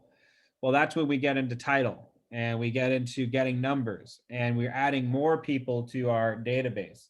And those people that you've never met before or even spoken to before now become people that you have spoken to before, that you have made contact with before. And if you do it right, you might even build some rapport. And by building rapport, you might even get a meeting or, hey, we had a great conversation. If you're ever, in town, on Cannon Drive, let me know. Happy to get you a cup of coffee or, whatever. Maybe you found out that you have mutual friends and you're like, oh my gosh, that's so funny. Like blah, blah, blah, blah, blah. And you have a long conversation, invite them out for drinks or something like that. Make sure they don't think you're hitting on them, but, but just, you're able to create rapport and turn somebody from an unknown into a known. Okay. What do you think is different about lead generation of successful agents compared to their not so successful peers? What is something that successful agents do that not so successful agents don't do? They set goals. They absolutely set goals. Goals are awesome in our business because it is a tangible thing that we can work towards. Very good. That's a good one. What else are some things that very successful agents do that their not so successful counterparts don't do? They are organized. Organized, yes. They're using a CRM, a client customer relation management system or a database. So they're able to keep in touch with all the people. Very good. What else? Consistent. Boom. That's the $1 million word right there. Consistency. Consistency is key. If you are not consistent in your lead generation, you are not going to have consistent results. And in this business, let me tell you, you want consistent results. My last sale was in March. I haven't closed anything this April and I'm freaking the F out. So what do I need to do? I need to be more consistent with my lead generation. So I know that I have a buyer that's almost ready to go into escrow every single month. And that's what we really, really, really, really, really, really, really, really, really want. Even if you close a $10 million deal and you get, what is it, $250,000? I think somewhere close to that. I don't know, something like that. Somebody do the math for me. You're going to still want to lead generate. You shouldn't be done for the year because I promise you, if you take the year off, you got $250K in the bank, you're like, woo, I don't have to work. All of a sudden that 250 is going to turn into 150 and that 150 is going to turn into, holy crap, I just spent, $100,000 in 3 months. I need to start working again. And all that traction that you built up is now old news. And you start contacting them again. Hey, do you know anybody else who's looking to sell? Yeah, but they sold last month. Oh shit, talking mushrooms. Okay, well, thanks. So my point is stay consistent with your lead generation. Even if you close something big, staying consistent, striking while the iron is hot is very, very important in this business. Right after a big close, your client is more likely going to rant and rave about you than they are 6 months down the line. Does that make sense? All right. So let's stay consistent with our lead generation. Okay. Making it happen. This is my favorite little picture diagram over here. Lead generation. It's job number 1. Prospecting is the quickest and most productive way to get leads and appointment for business. The quantity of leads and quality of appointments you obtain is a direct reflection of your prospecting efforts. Remember, the Daily 10-4 has lead generation built into the formula. You do this daily to build a habit of doing what's most important to your business before all else. Prospecting determines the size of your funnel. The goal is to move leads to appointments, then agreements, then contracts, and then closings which yield commission. So if you imagine this as a funnel, and by the by, we're going to go over this every single class. we want leads to be the most important thing. The more leads you get, the more appointments you get. The more appointments you get, the more agreements you get. The more agreements you get, the more contracts you're in, and the more contracts you're in, the more you close, which is the name of the game. So keep that in mind. If you want to make more money, pick up the phone, get out there and start knocking on doors. Think of Wolf of Wall Street. You want to buy a yacht? Pick up the phone. Anyway, so make sure we are lead generating. Number one, first and foremost, if you don't do any of the daily 10-4, I'm okay with that. But you have to do one, which is lead generation. And it is the most important thing that we can do. In fact, I had a client tell me that they weren't looking anymore, and I'm still sending them.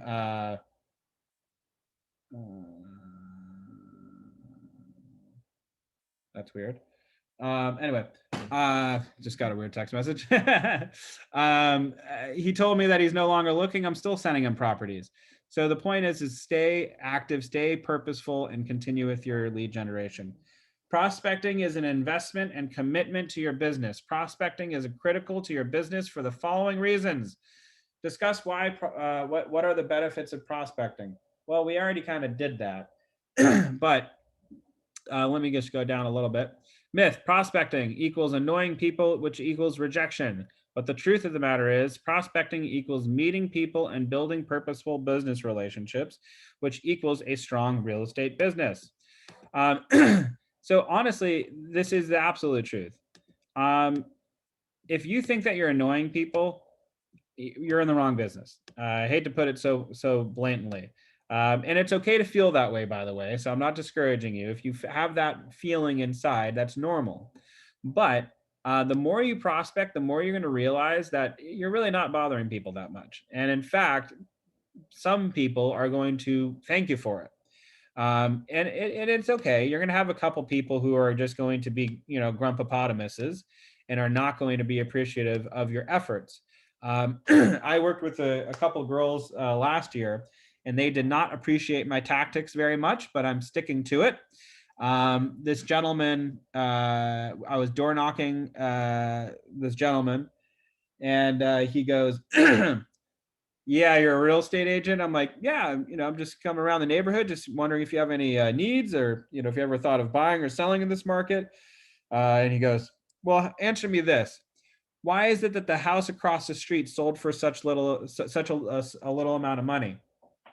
And I turn around and I look at the house and I'm like, well, it actually did sell for like only 1.5 million, and we're in Bel Air.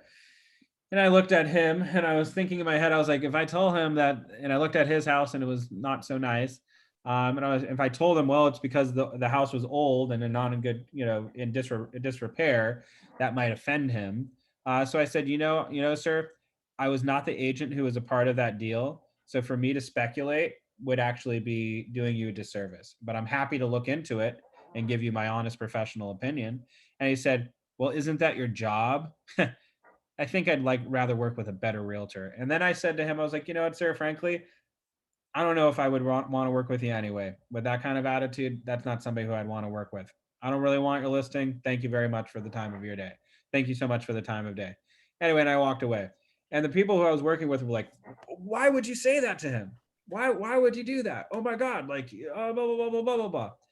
And I was like, well, he's being a jerk to me, and, I don't need his business. That's fine.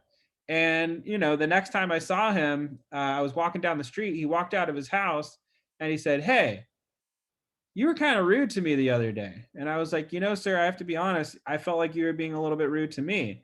And, I'm just out here trying to do my job. And, frankly, I was having a little bit of a bad day. And if I've offended you, I apologize. But, frankly, what another agent does with their listing has no correlation to what I do in my business. So I wanted to give you an honest answer, and being that I was not a part of that deal, I'm sticking with my answer. I don't know what happened with that deal, but there could be the fact that it has rocks on the roof and it was built in the 1960s. I don't know what to tell you. It looked like the house was a little bit in disarray. He's like, well, I appreciate your honest answer, and I wanted to apologize because I realized I was being a little bit rude too. My son just got suspended from school, and I was a little bit upset. I was like, listen, we all have bad days. We're both human.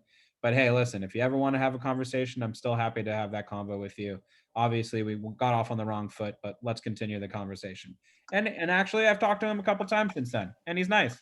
So the point is you're not annoying people. People just have bad days, and it's okay. So don't think about it too long. Okay. Jared, I have a quick question, if I may. Yeah, sure. So if you're door knocking and someone tells you that they want you to stop door knocking, do you keep a record and refrain from going to those properties again, or Yeah. do you continue going? Yeah, I mean, frankly, if somebody is not interested and they flat out tell me I'm not interested, please do not contact me again. I respect that 100%. I don't go out and try to contact them again. I don't try to, convince them otherwise, and I just make a note of it. Whether it be a mental note or a physical note that I write for myself. If it's, for example, cold calling, I can take them off my list with just a click of a button. If I'm doing door knocking, I'll just make like a handwritten note and then a mental note, frankly. Yeah. And what do you do if you see signs that say no soliciting? I absolutely respect that. And by law, we have to. In fact, we can be fined a lot of money if we ignore that. So if you ever see a sign that says no soliciting, don't solicit them. Got it. And do you do any correlation between the do not call list, addresses, and door knocking? No, that's call list. That if they don't have a no solicitation sign in front of their house, that's fair game for me. And no, I don't correlate those together. Okay, thank you. Call me lazy, but I don't. But yeah, very cool. Now, if something came up that changed recently that connects both of them together, then maybe I should look into that. But to my knowledge, a do not call list and a no soliciting sign are two separate entities that are not related to each other. So from my knowledge, one has nothing to do with the price of tea in China, if that makes sense, to use an old Yeah. question. Awesome. I figured that was the case. Thank you. Awesome. No worries. Okay. 4 C's of prospecting. Let's see. So I'm not just preaching to you all. Let me see. Albert Kim, how's the airport? It was not too bad, actually. Getting there was very trafficy, but when you're at the airport, it's still open. Nice. I like it. All righty. Albert, if you could do me a favor and read for the class on page 16 or on my screen if you're looking at it, the 4 C's of prospecting. No, I can't. I'm just kidding. Prospecting is a conversation. It's all about creating the kind of personal connections that will lead to purposeful relationships you can build a business on. You make prospecting happen through 4 simple steps: capture, connect, close. Capture, connect, cultivate, close. Or capture, connect, close, cultivate. Yes. 1, your first capture leads by getting their contact information. 2, then connect by establishing a relationship. 3, finally close them to employment and eventually to buying or selling real property. 4, cultivate them to maintain and strengthen your relationship. Perfect. Now, one thing I want to touch upon before you keep going, the cultivate close. It should actually show close and then another arrow going down from that to cultivate. Because what was that statistic? I don't know if anybody caught it, but I think it's like 12% of realtors work with past client. Only 12% of realtors work with past clients. Why do you think that is? And by the by, 88% of people say that they would work with that same realtor again, but only 12% do. Why do you think that is? They don't stay top of mind with their clients when real estate needs come up, so they're failing to cultivate effectively. 100%. That is absolutely true. And yeah, so basically we always want to keep cultivating. Okay, business building conversations aim to achieve these goals. Get an appointment, get a referral, and they always accomplish the following: strengthening the relationship. So we want to make sure that, again, building rapport is just as important as getting the lead. So we want to go ahead and strengthen those relationships. I have a little tickle in my throat. I apologize. Okay, 1, capture. The goal of building a database is to capture as many haven't mets as possible and turn them into mets quickly, and then turn mets into repeat and referral business.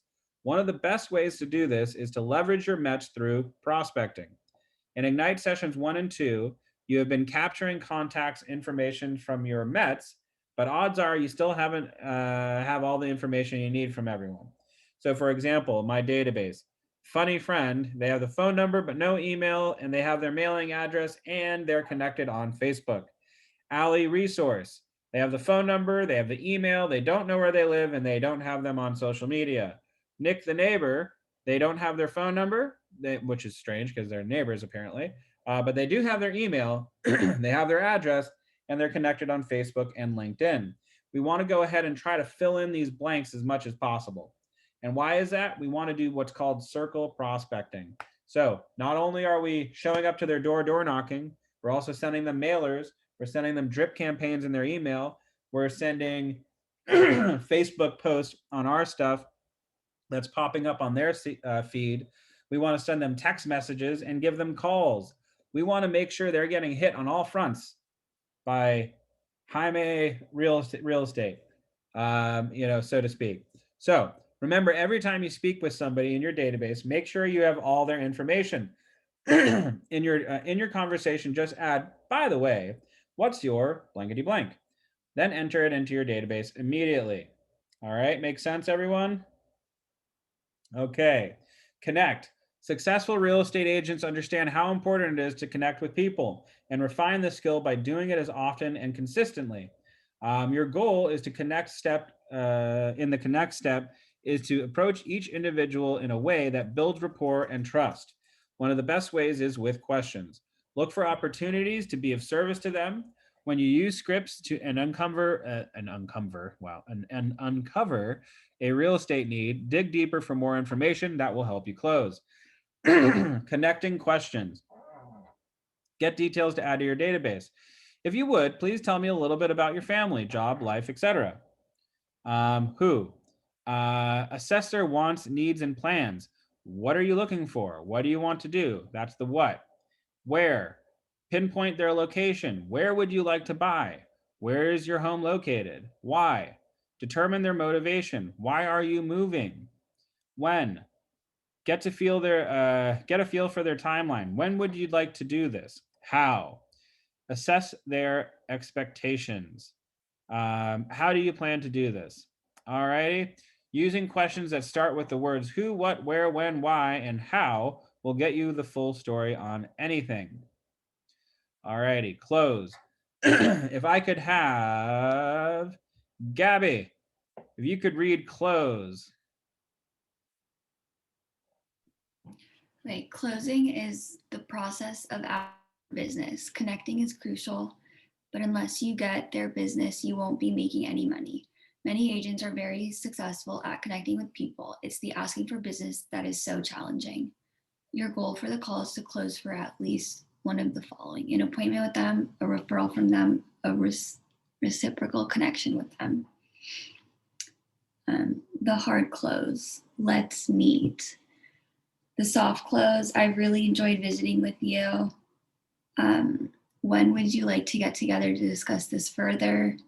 The direct close, can we meet today, or would tomorrow be better?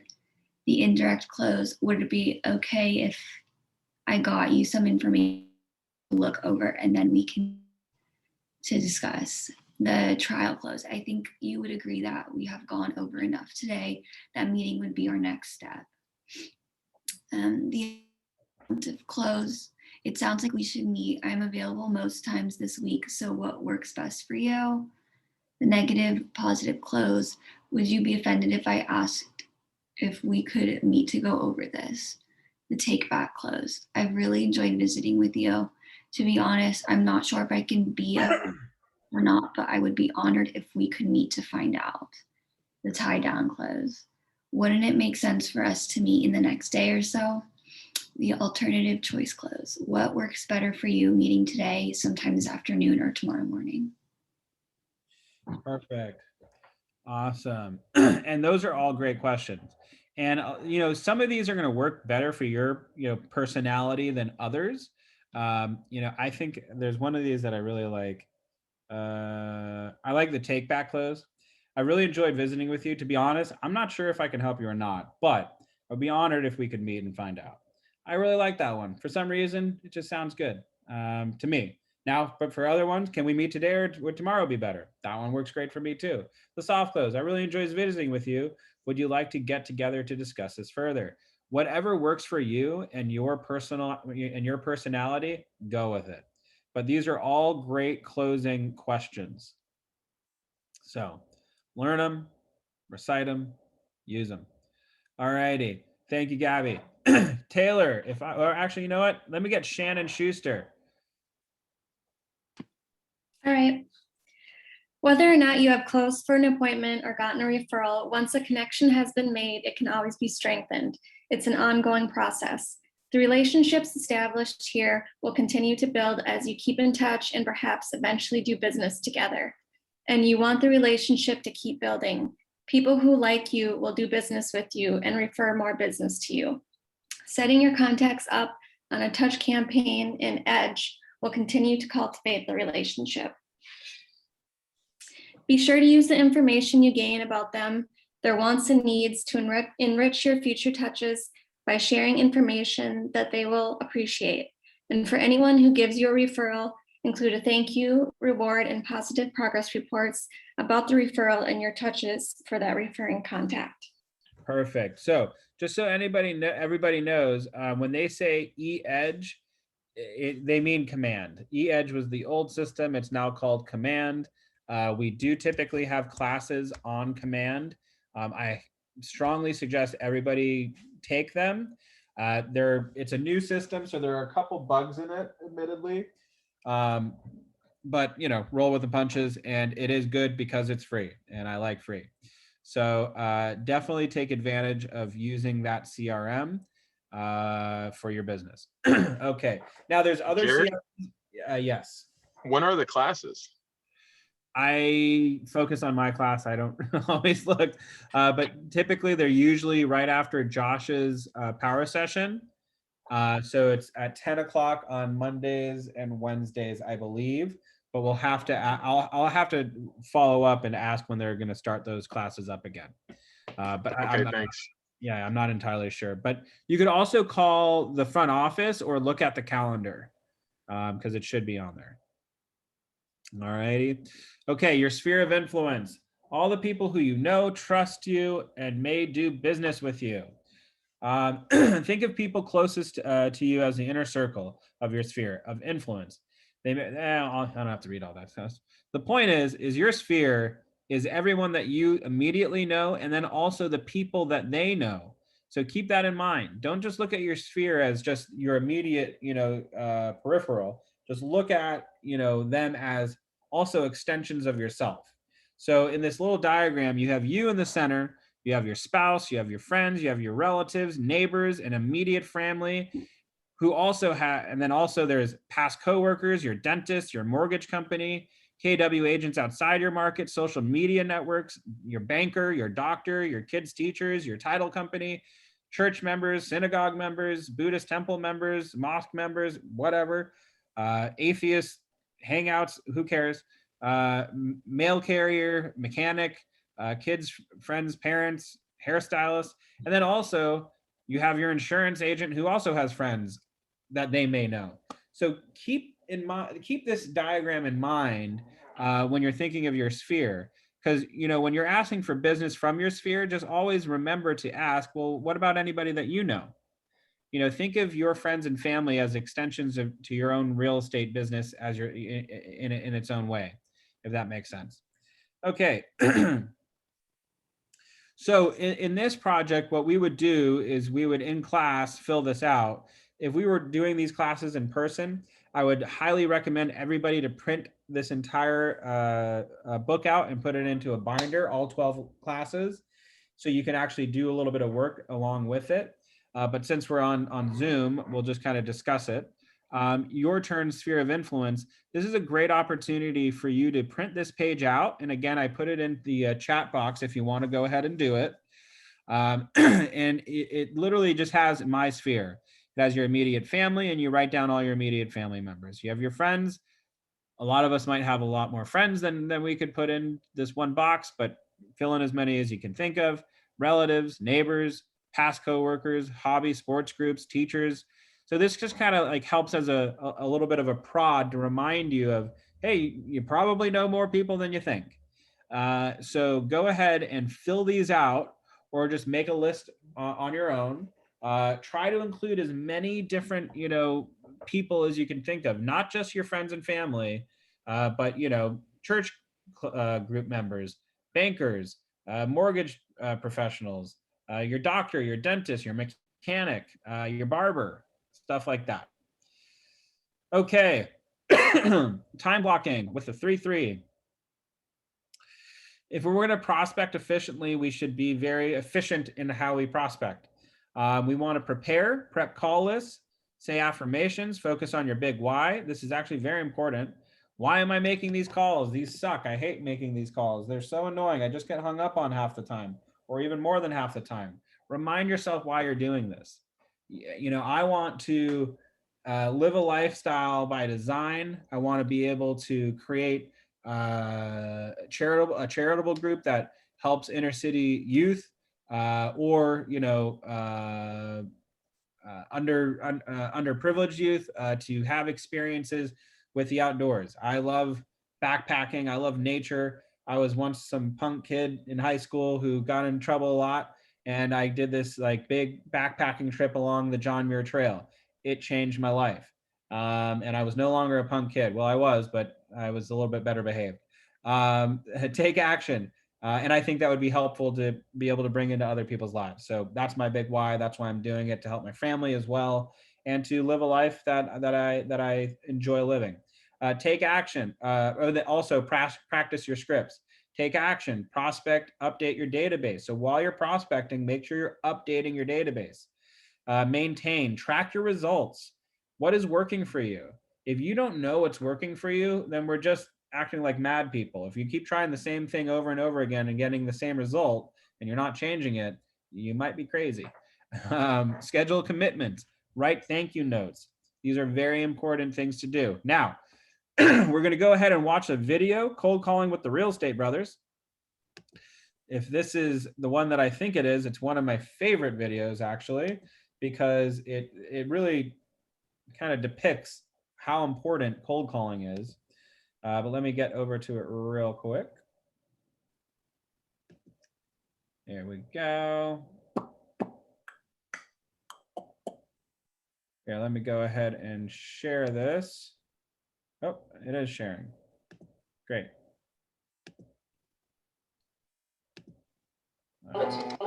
Cool. So I'll say where we're from, and then you get production levels. Is that all right? Hi, my name is Dylan Provenche. I'm Sean Provenche. We're from Toronto, Ontario, Canada. We're the Real Estate Brothers. 2014, we wrote 72 transactions for $47 million. Sean and I are very lucky because we're actually fairly entrepreneurial in sales. So we were able to just sort of survive by luck and by just sort of being likable and nice. We had a decent business that wasn't growing. We did a lot of door knocking originally, but what we found was with bad weather, plus you have to drive to door knock, it was just too much of a wild card. If we were to grow the business, we needed to add people to our database. And if we were going to do that, we needed a systematic way that we knew we could achieve results that were predictable. So we just kind of started cold calling about 3 hours a day, and we found that the results were phenomenal. Come take a look where we've been this whole time. You can literally do it from your kitchen. It's just more time effective. Yeah. If you're cheap like we are, you don't want to spend a ton of money on the web or in print. Telephone lines, you pay a monthly bill and you can call all you want. Why don't you come in here? I'll show you the cold calling room. We've got a map where we've broken the entire city into zones. We like to target areas where we have buyers. It's been scrubbed to the do not call list, and it still represents over 250,000 phone numbers. All of our desks have 3 monitors. We have Mojo in the middle. We have our scripts on the right. And then on the left, do some research on the house they're calling for, stuff like that. Cold calling is like adding jet fuel to your car or something. Like it pumps your business up. We went from making, what was our first year? Like 70K. And then this year together we did $1.1 million. So this is Sean calling from the Real Estate Brothers.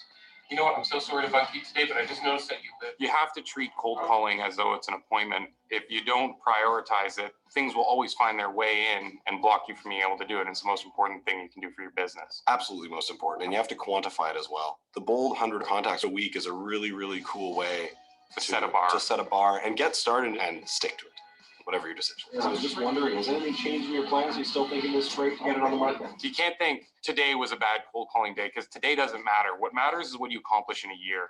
And if you just keep adding people to your database and systematically follow up with them and take care of the people who you work for, you'll do great. You're not always going to have great success every day, but it's by doing it every day that you have great success. We're going to be in the neighborhood for the next 2 weeks giving free evaluations. You know what I'd love to do?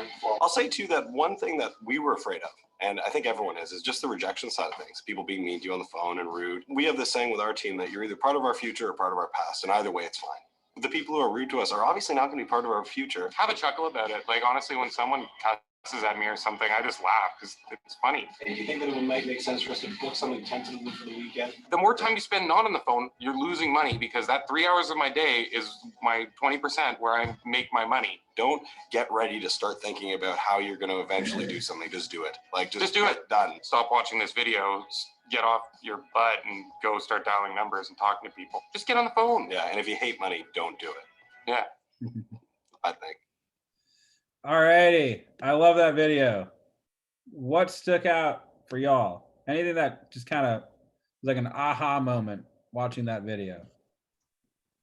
The way that they were so organized and they had like their own station for everything. I think that was very like, wow, they're taking it very seriously. It's not like, oh, I'm just gonna sit at my desk and call people. It's like they have a whole map out of the area that they're in. They're calling all these numbers. They have the script on one side. I think that's just pretty amazing. Yep, 100%. And I agree with you on that. What else kind of stood out? And that has to do with being prepared, by the by. So I like that you pointed that out. You know, being prepped and ready to go, you know, is a recipe for success. But what else stood out to you about these guys?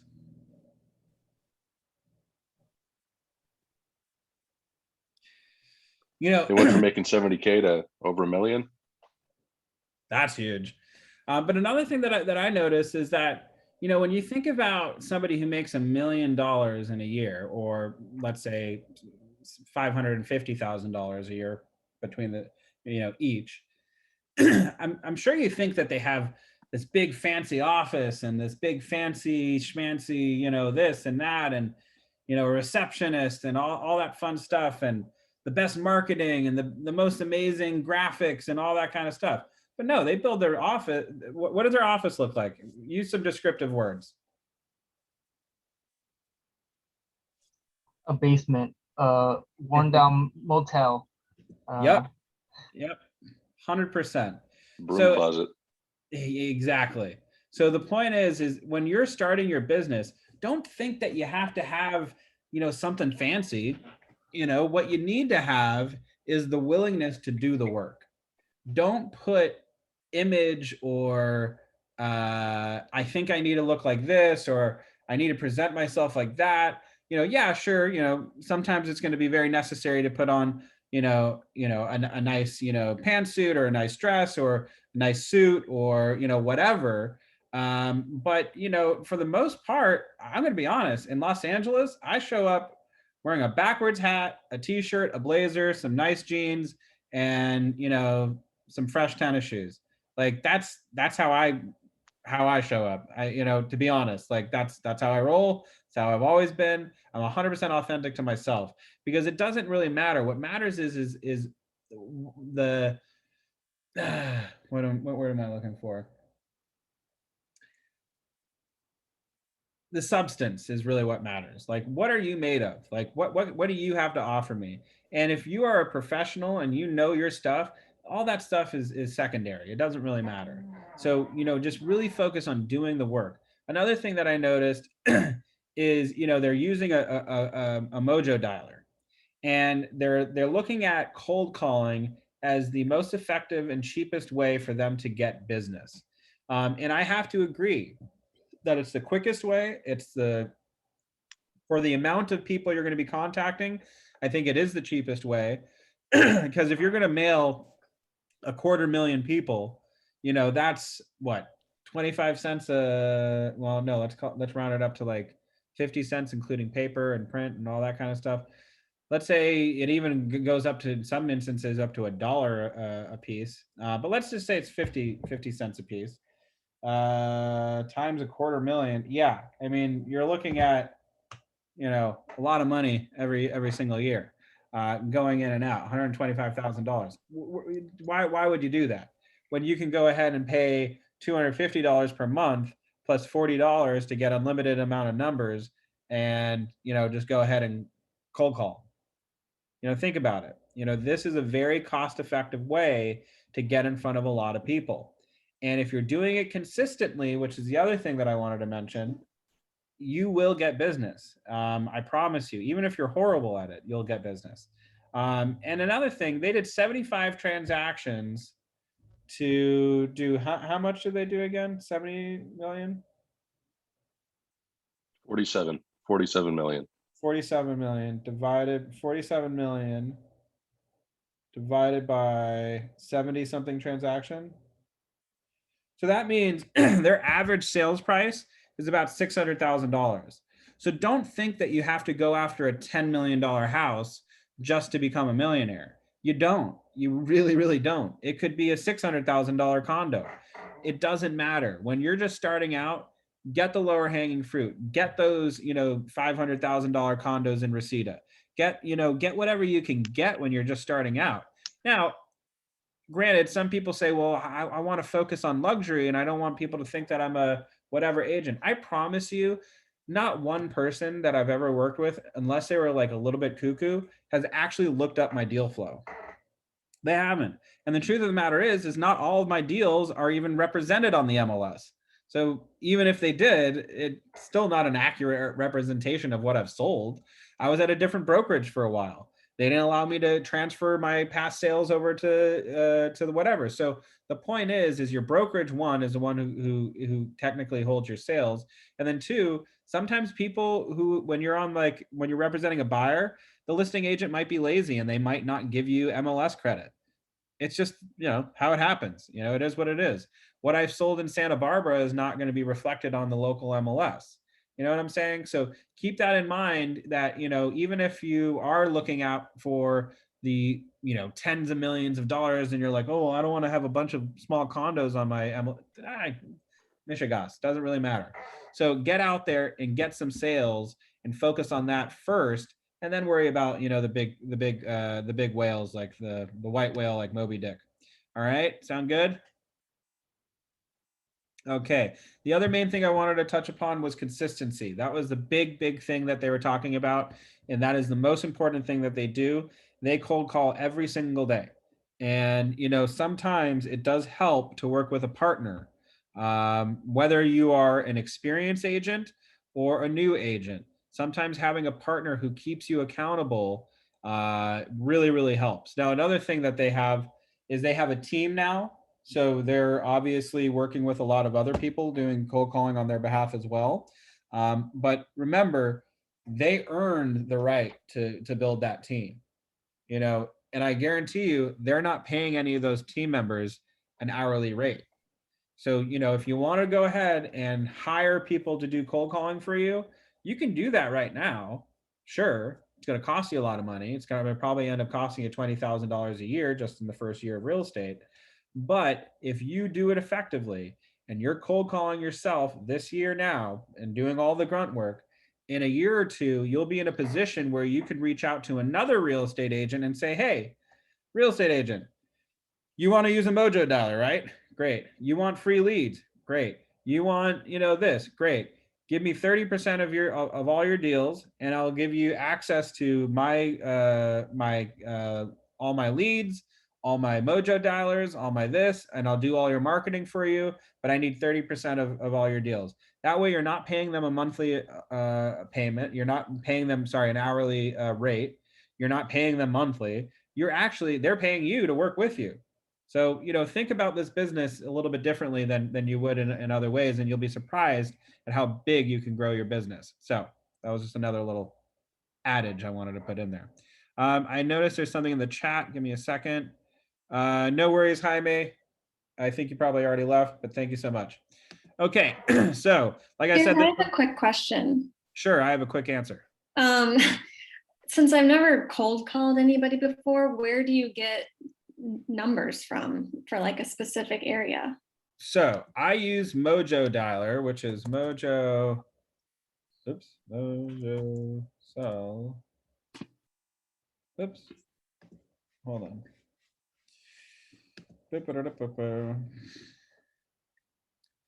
I'm going to add this into here. You know what? I can show you my screen right now. There we go. It's on the screen here. Boop, boop. There we go. What's the cost? So let's go to pricing.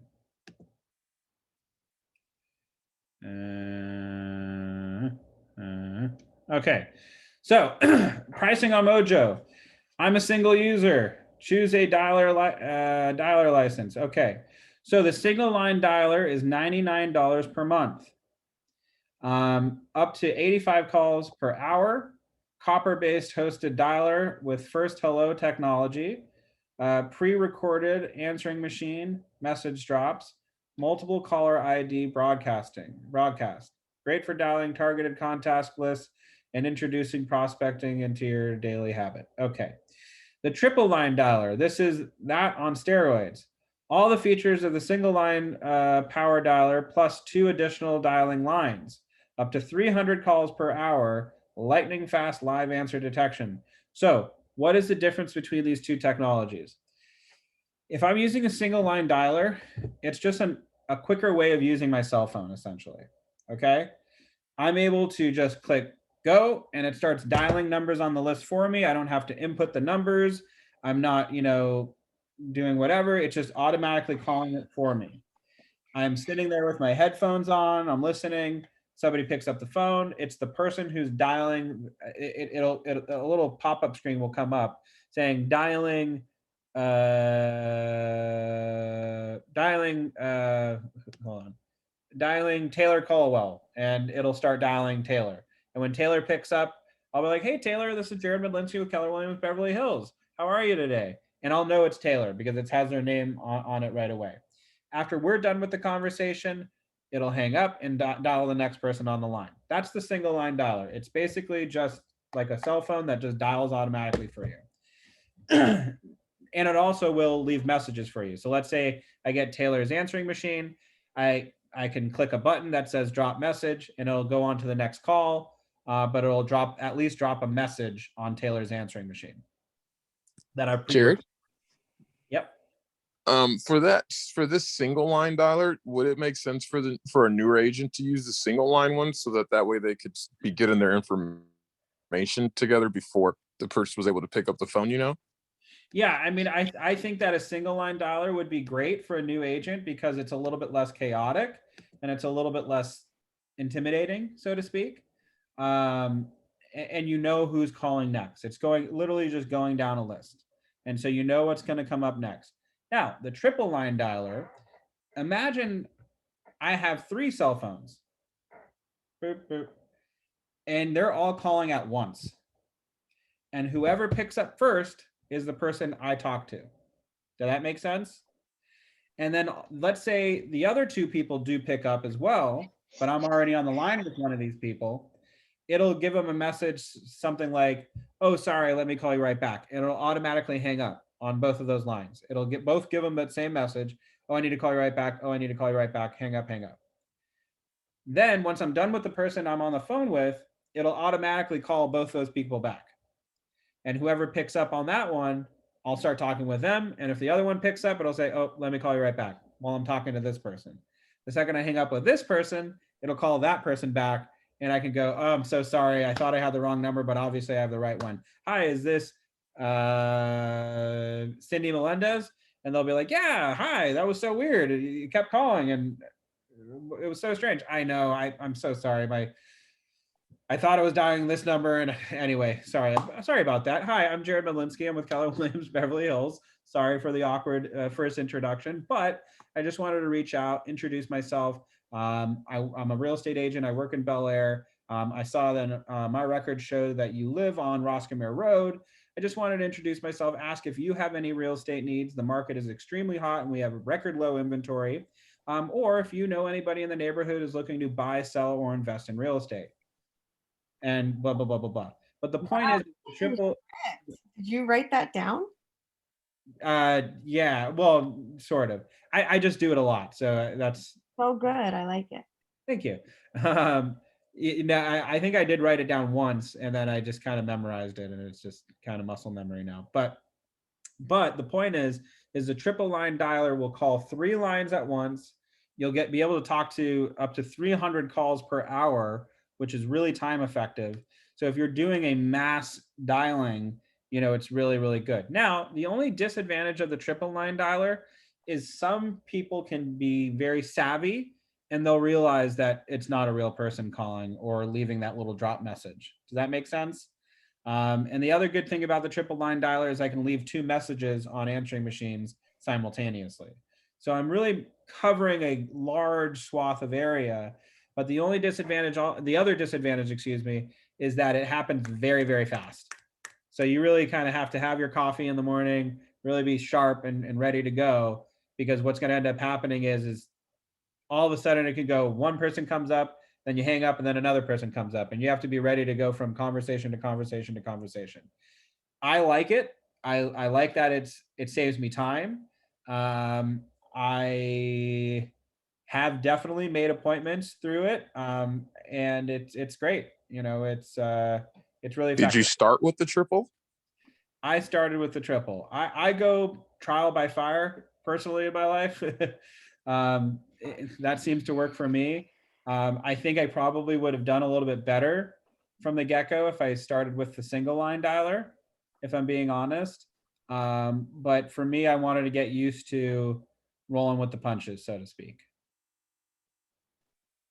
And again, it's saving you quite a bit of money doing the single line dialer. But I think what's the most important thing is the, I'm trying to see if it's over here. Oh yeah, perfect. Is this stuff, the Mojo Lead Store. So whatever dialer you choose is great, but what's even more important in my opinion is the Mojo Lead Store. So for example, I like the neighborhood search because it's $49 per month. I can go ahead and highlight an area that I want to call or dial, and I get all those numbers in that entire location, and it's scrubbed against a do not call list. And by doing that, I'm able to contact as many people as I want in that area for $49 a month, plus either $99 or plus $149. So it's either going to be about $150 a month or $250 a month, give or take. Well, $200 a month, give or take. There's also, for rent by owner, you can find people who are renting, who are owners, who are renting properties. This is great for right now. Expired data, you can go look up, whose listings have expired. For sale by owners, $25 a month is an add-on. And then Skip Tracer, I don't know what Skip Tracer is, if I'm being honest, but you can do that. Idea of that. Skip tracing is when you find like the person's information. Like if you want to find let's say I wanted to find out your phone number, I would search you in the system and it'll get me your number. Oh, okay. Yeah, I mean, I would just use Spokeo. It's a lot cheaper. But yeah, but that's good.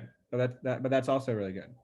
So on this, it shows you like the person's name and the property when they answer the phone. Like it'll tell you like, does it give you like an image of the house? No, but it does have a link to Zillow on it. So you could click Zillow, the little Zillow link, and it will show you the property. So usually I don't click it until I'm talking to the person and they sound like they're interested. And then if they are, I'll go ahead and click it and I'll go, yeah, I'm looking at it right now, actually. Yeah, no, it's a gorgeous mid-century modern, or it's an amazing ranch style, or it's a Cape Cod, whatever. And it shows, and they get a little, oh, wow, you're good at what you do. I'm like, yes, I am.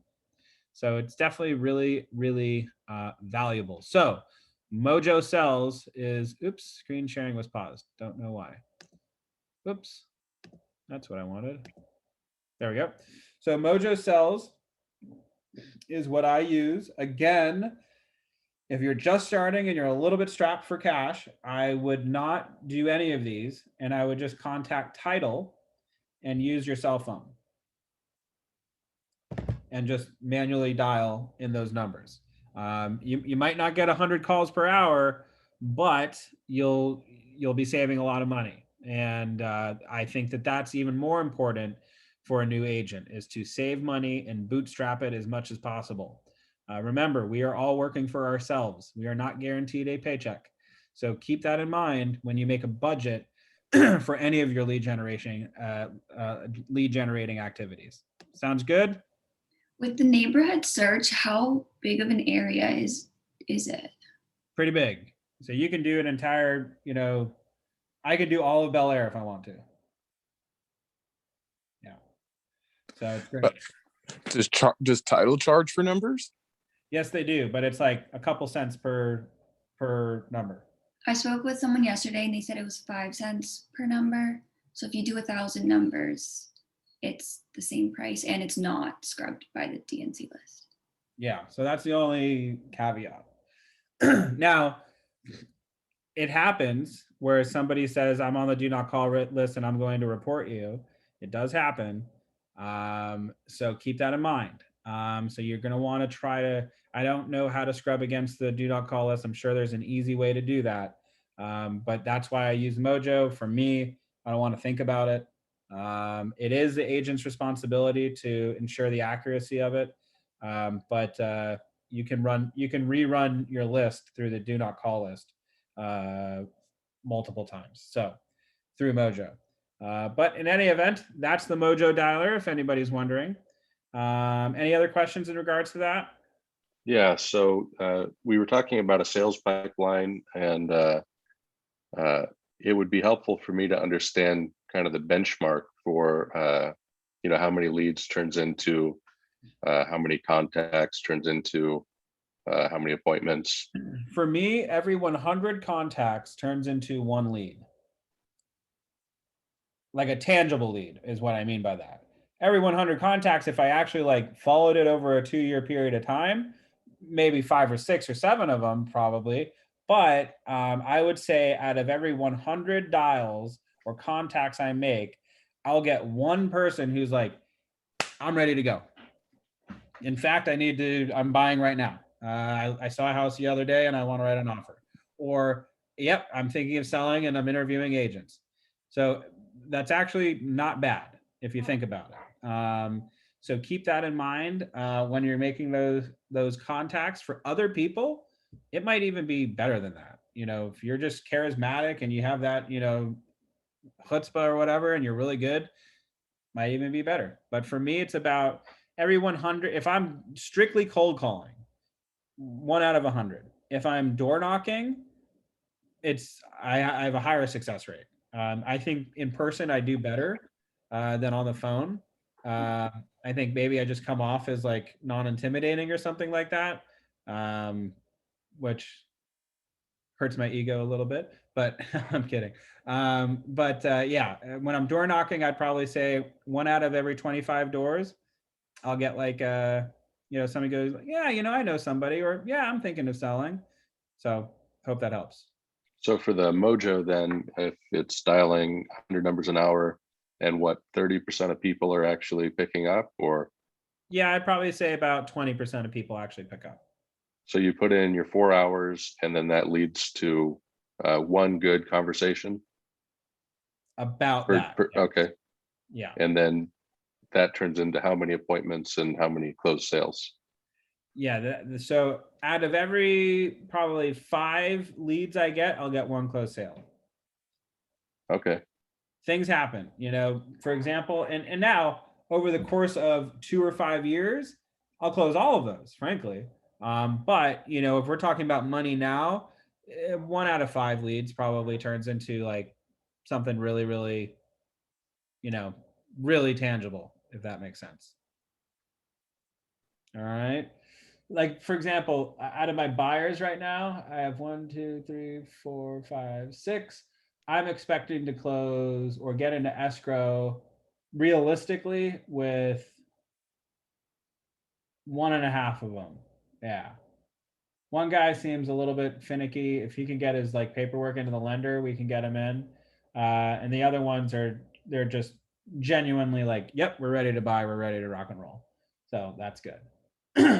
Usually money talks, if that makes sense. As long as their money's right, I can find them a place. I'm not worried about it. But the real factor is, Alex, is frankly just making sure they've been talking to lenders and making sure that they have everything in order.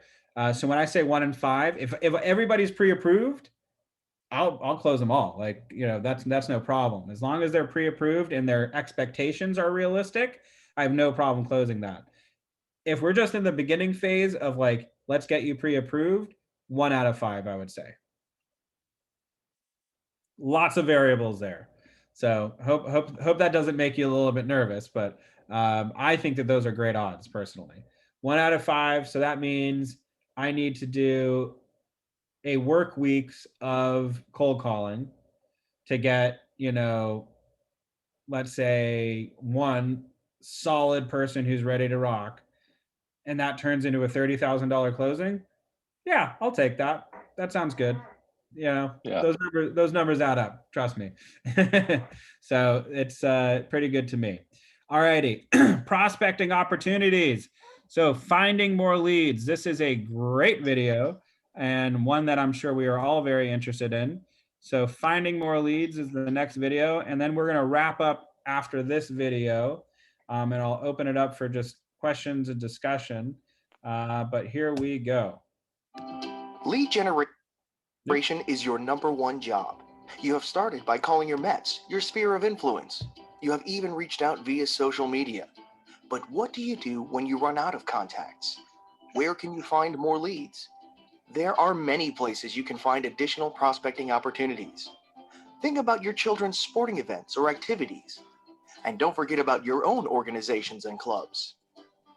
Your children's school or PTA would be an excellent source for contacts, as well as your place of worship.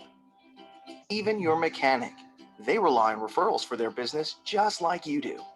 Using these and other sources for prospecting opportunities will lead to more contacts and referrals that will grow your business. More contacts and referrals will lead to more appointments, listings, and closings. This will help you meet and exceed your goals.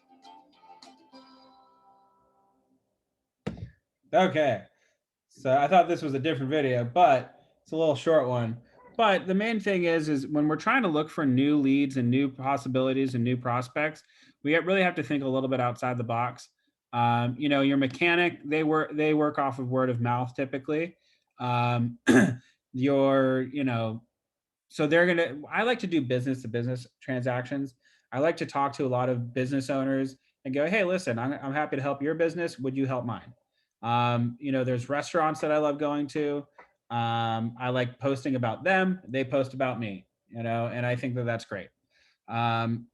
So prospecting sources, door knocking, geographical farming, for sale by owners.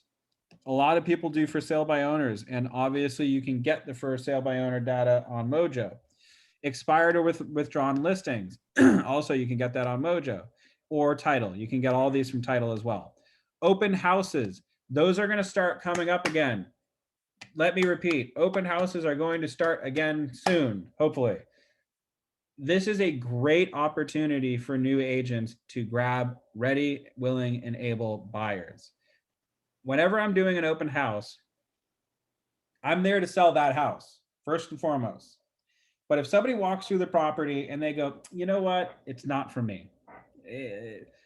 There's something about this house that's a hard no for us, and for whatever reason, there's no possible way that we're going to write an offer on this property. Great.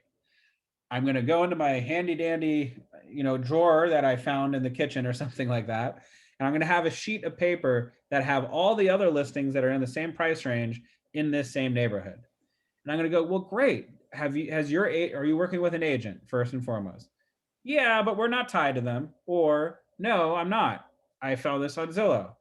Great. Those are the two answers I want to hear.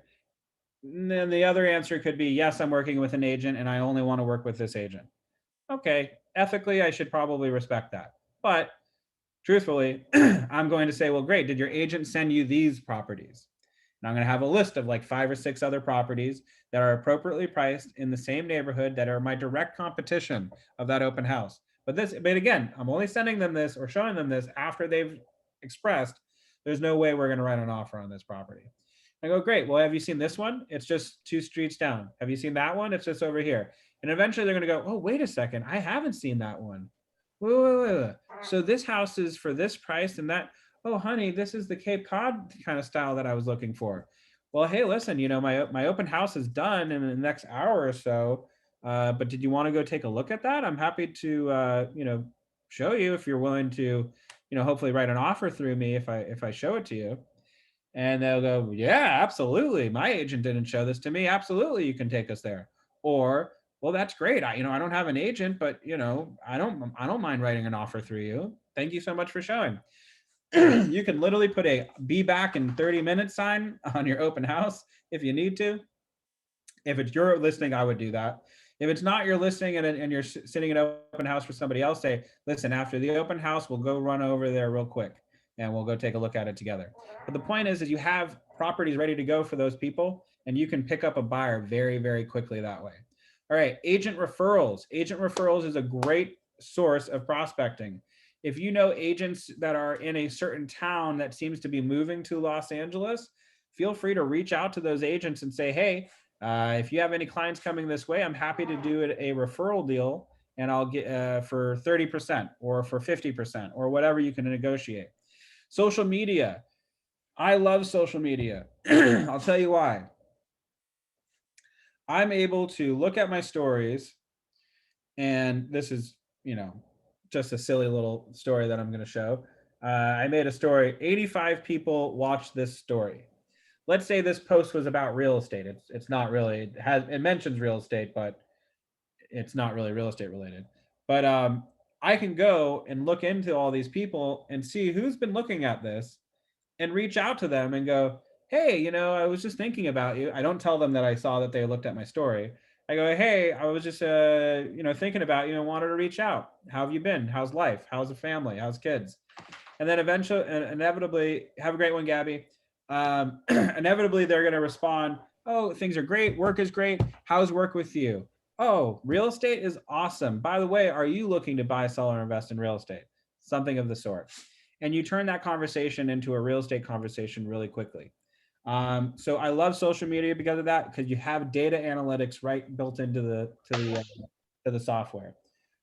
For example, if I do a long tangent on my story, that's like, 3 minutes long, and we're going along for 3 minutes, and I noticed that in the beginning of the story, 80 people were watching, or 100 people were watching, whatever. And at the end of the story, 50 people were watching. Well, that's a 3-minute long video about real estate. Those 50 people probably are very interested in real estate for whatever reason, whether it's just, they watched $1 Million Listing last night, or they're in the market to buy or sell. I don't know, but I'll reach out to those 50 people individually through a direct message or a text message or whatever, and just go, hey, just wanted to check in. How you doing? Blah, blah, blah, blah, blah. Hey, by the way, do you have any real estate needs? I'm looking to help 10 people find their dream home this year. That's my goal. Wondering if you could help me out there. And you'll be surprised at how many prospects you can pick up right on social media. All righty. Okay, are there any questions? I want to open it up to the floor. If anybody has any questions. I have a question. Yes. So when I was doing my cold calling, the one question that I got really stuck on, or that stayed in my mind, was when they asked me, they're like, oh, do you know such and such realtor? They're the #1 realtor in my area. And I was like, oh, I'm from Keller Williams, Beverly Hills. And they're like, oh, okay, well, do you know this Keller Williams office? And I was like, I've heard of it, yes, but each office is independently owned. Uh-huh. So, and they're like, well, do you know this? They're with Remax. And I was like, No, I don't know them, but I respect their accomplishment. I think that's great. I didn't know how to like.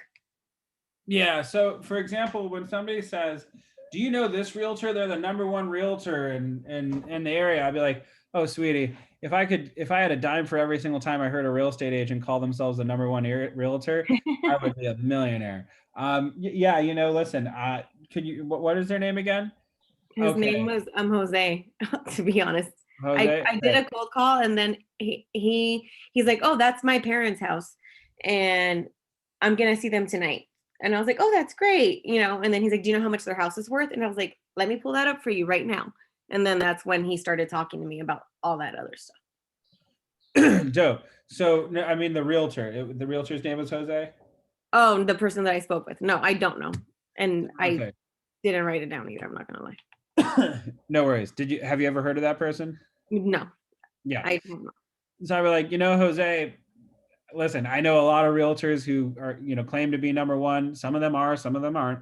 But that's kind of it's a marketing tactic that a lot of realtors use.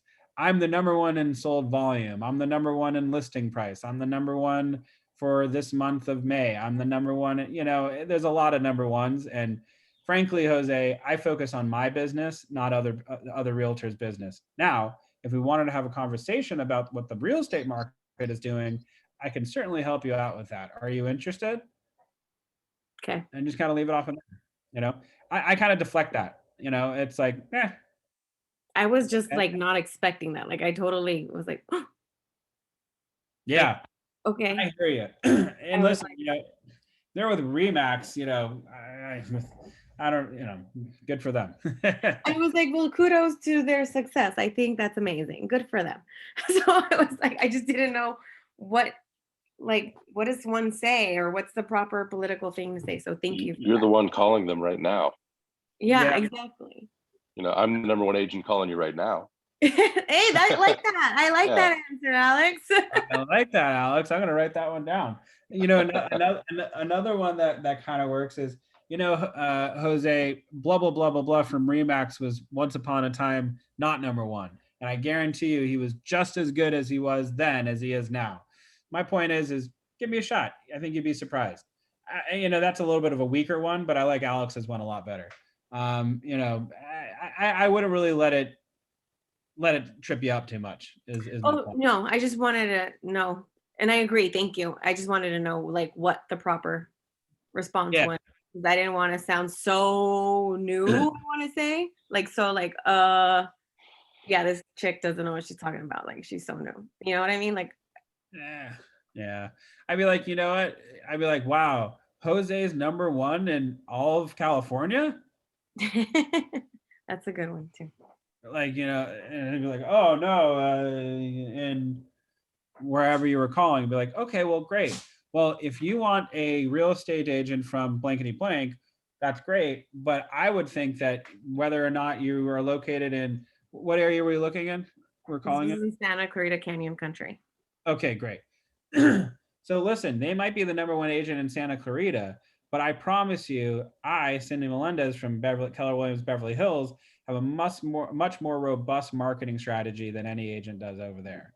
Would you like to meet to determine what that is and what the differences are? And frankly, I've had 2 listings this year in Santa Clarita, and I closed the ball. And Congratulations. That's amazing. I had that was never an issue for me. Okay. Thank you. Frankly, my marketing was way better than all the other agents. I had over 200 people show up to my open house. So yeah. Love it. It's like when the people were hanging up on me, I looked at it like I felt like the little kid from the movie Up, when he goes knocks on the old man's door and he's like, what do you want? And he opens the door and he's like, hi, I'm from the Scouts and I need to help somebody.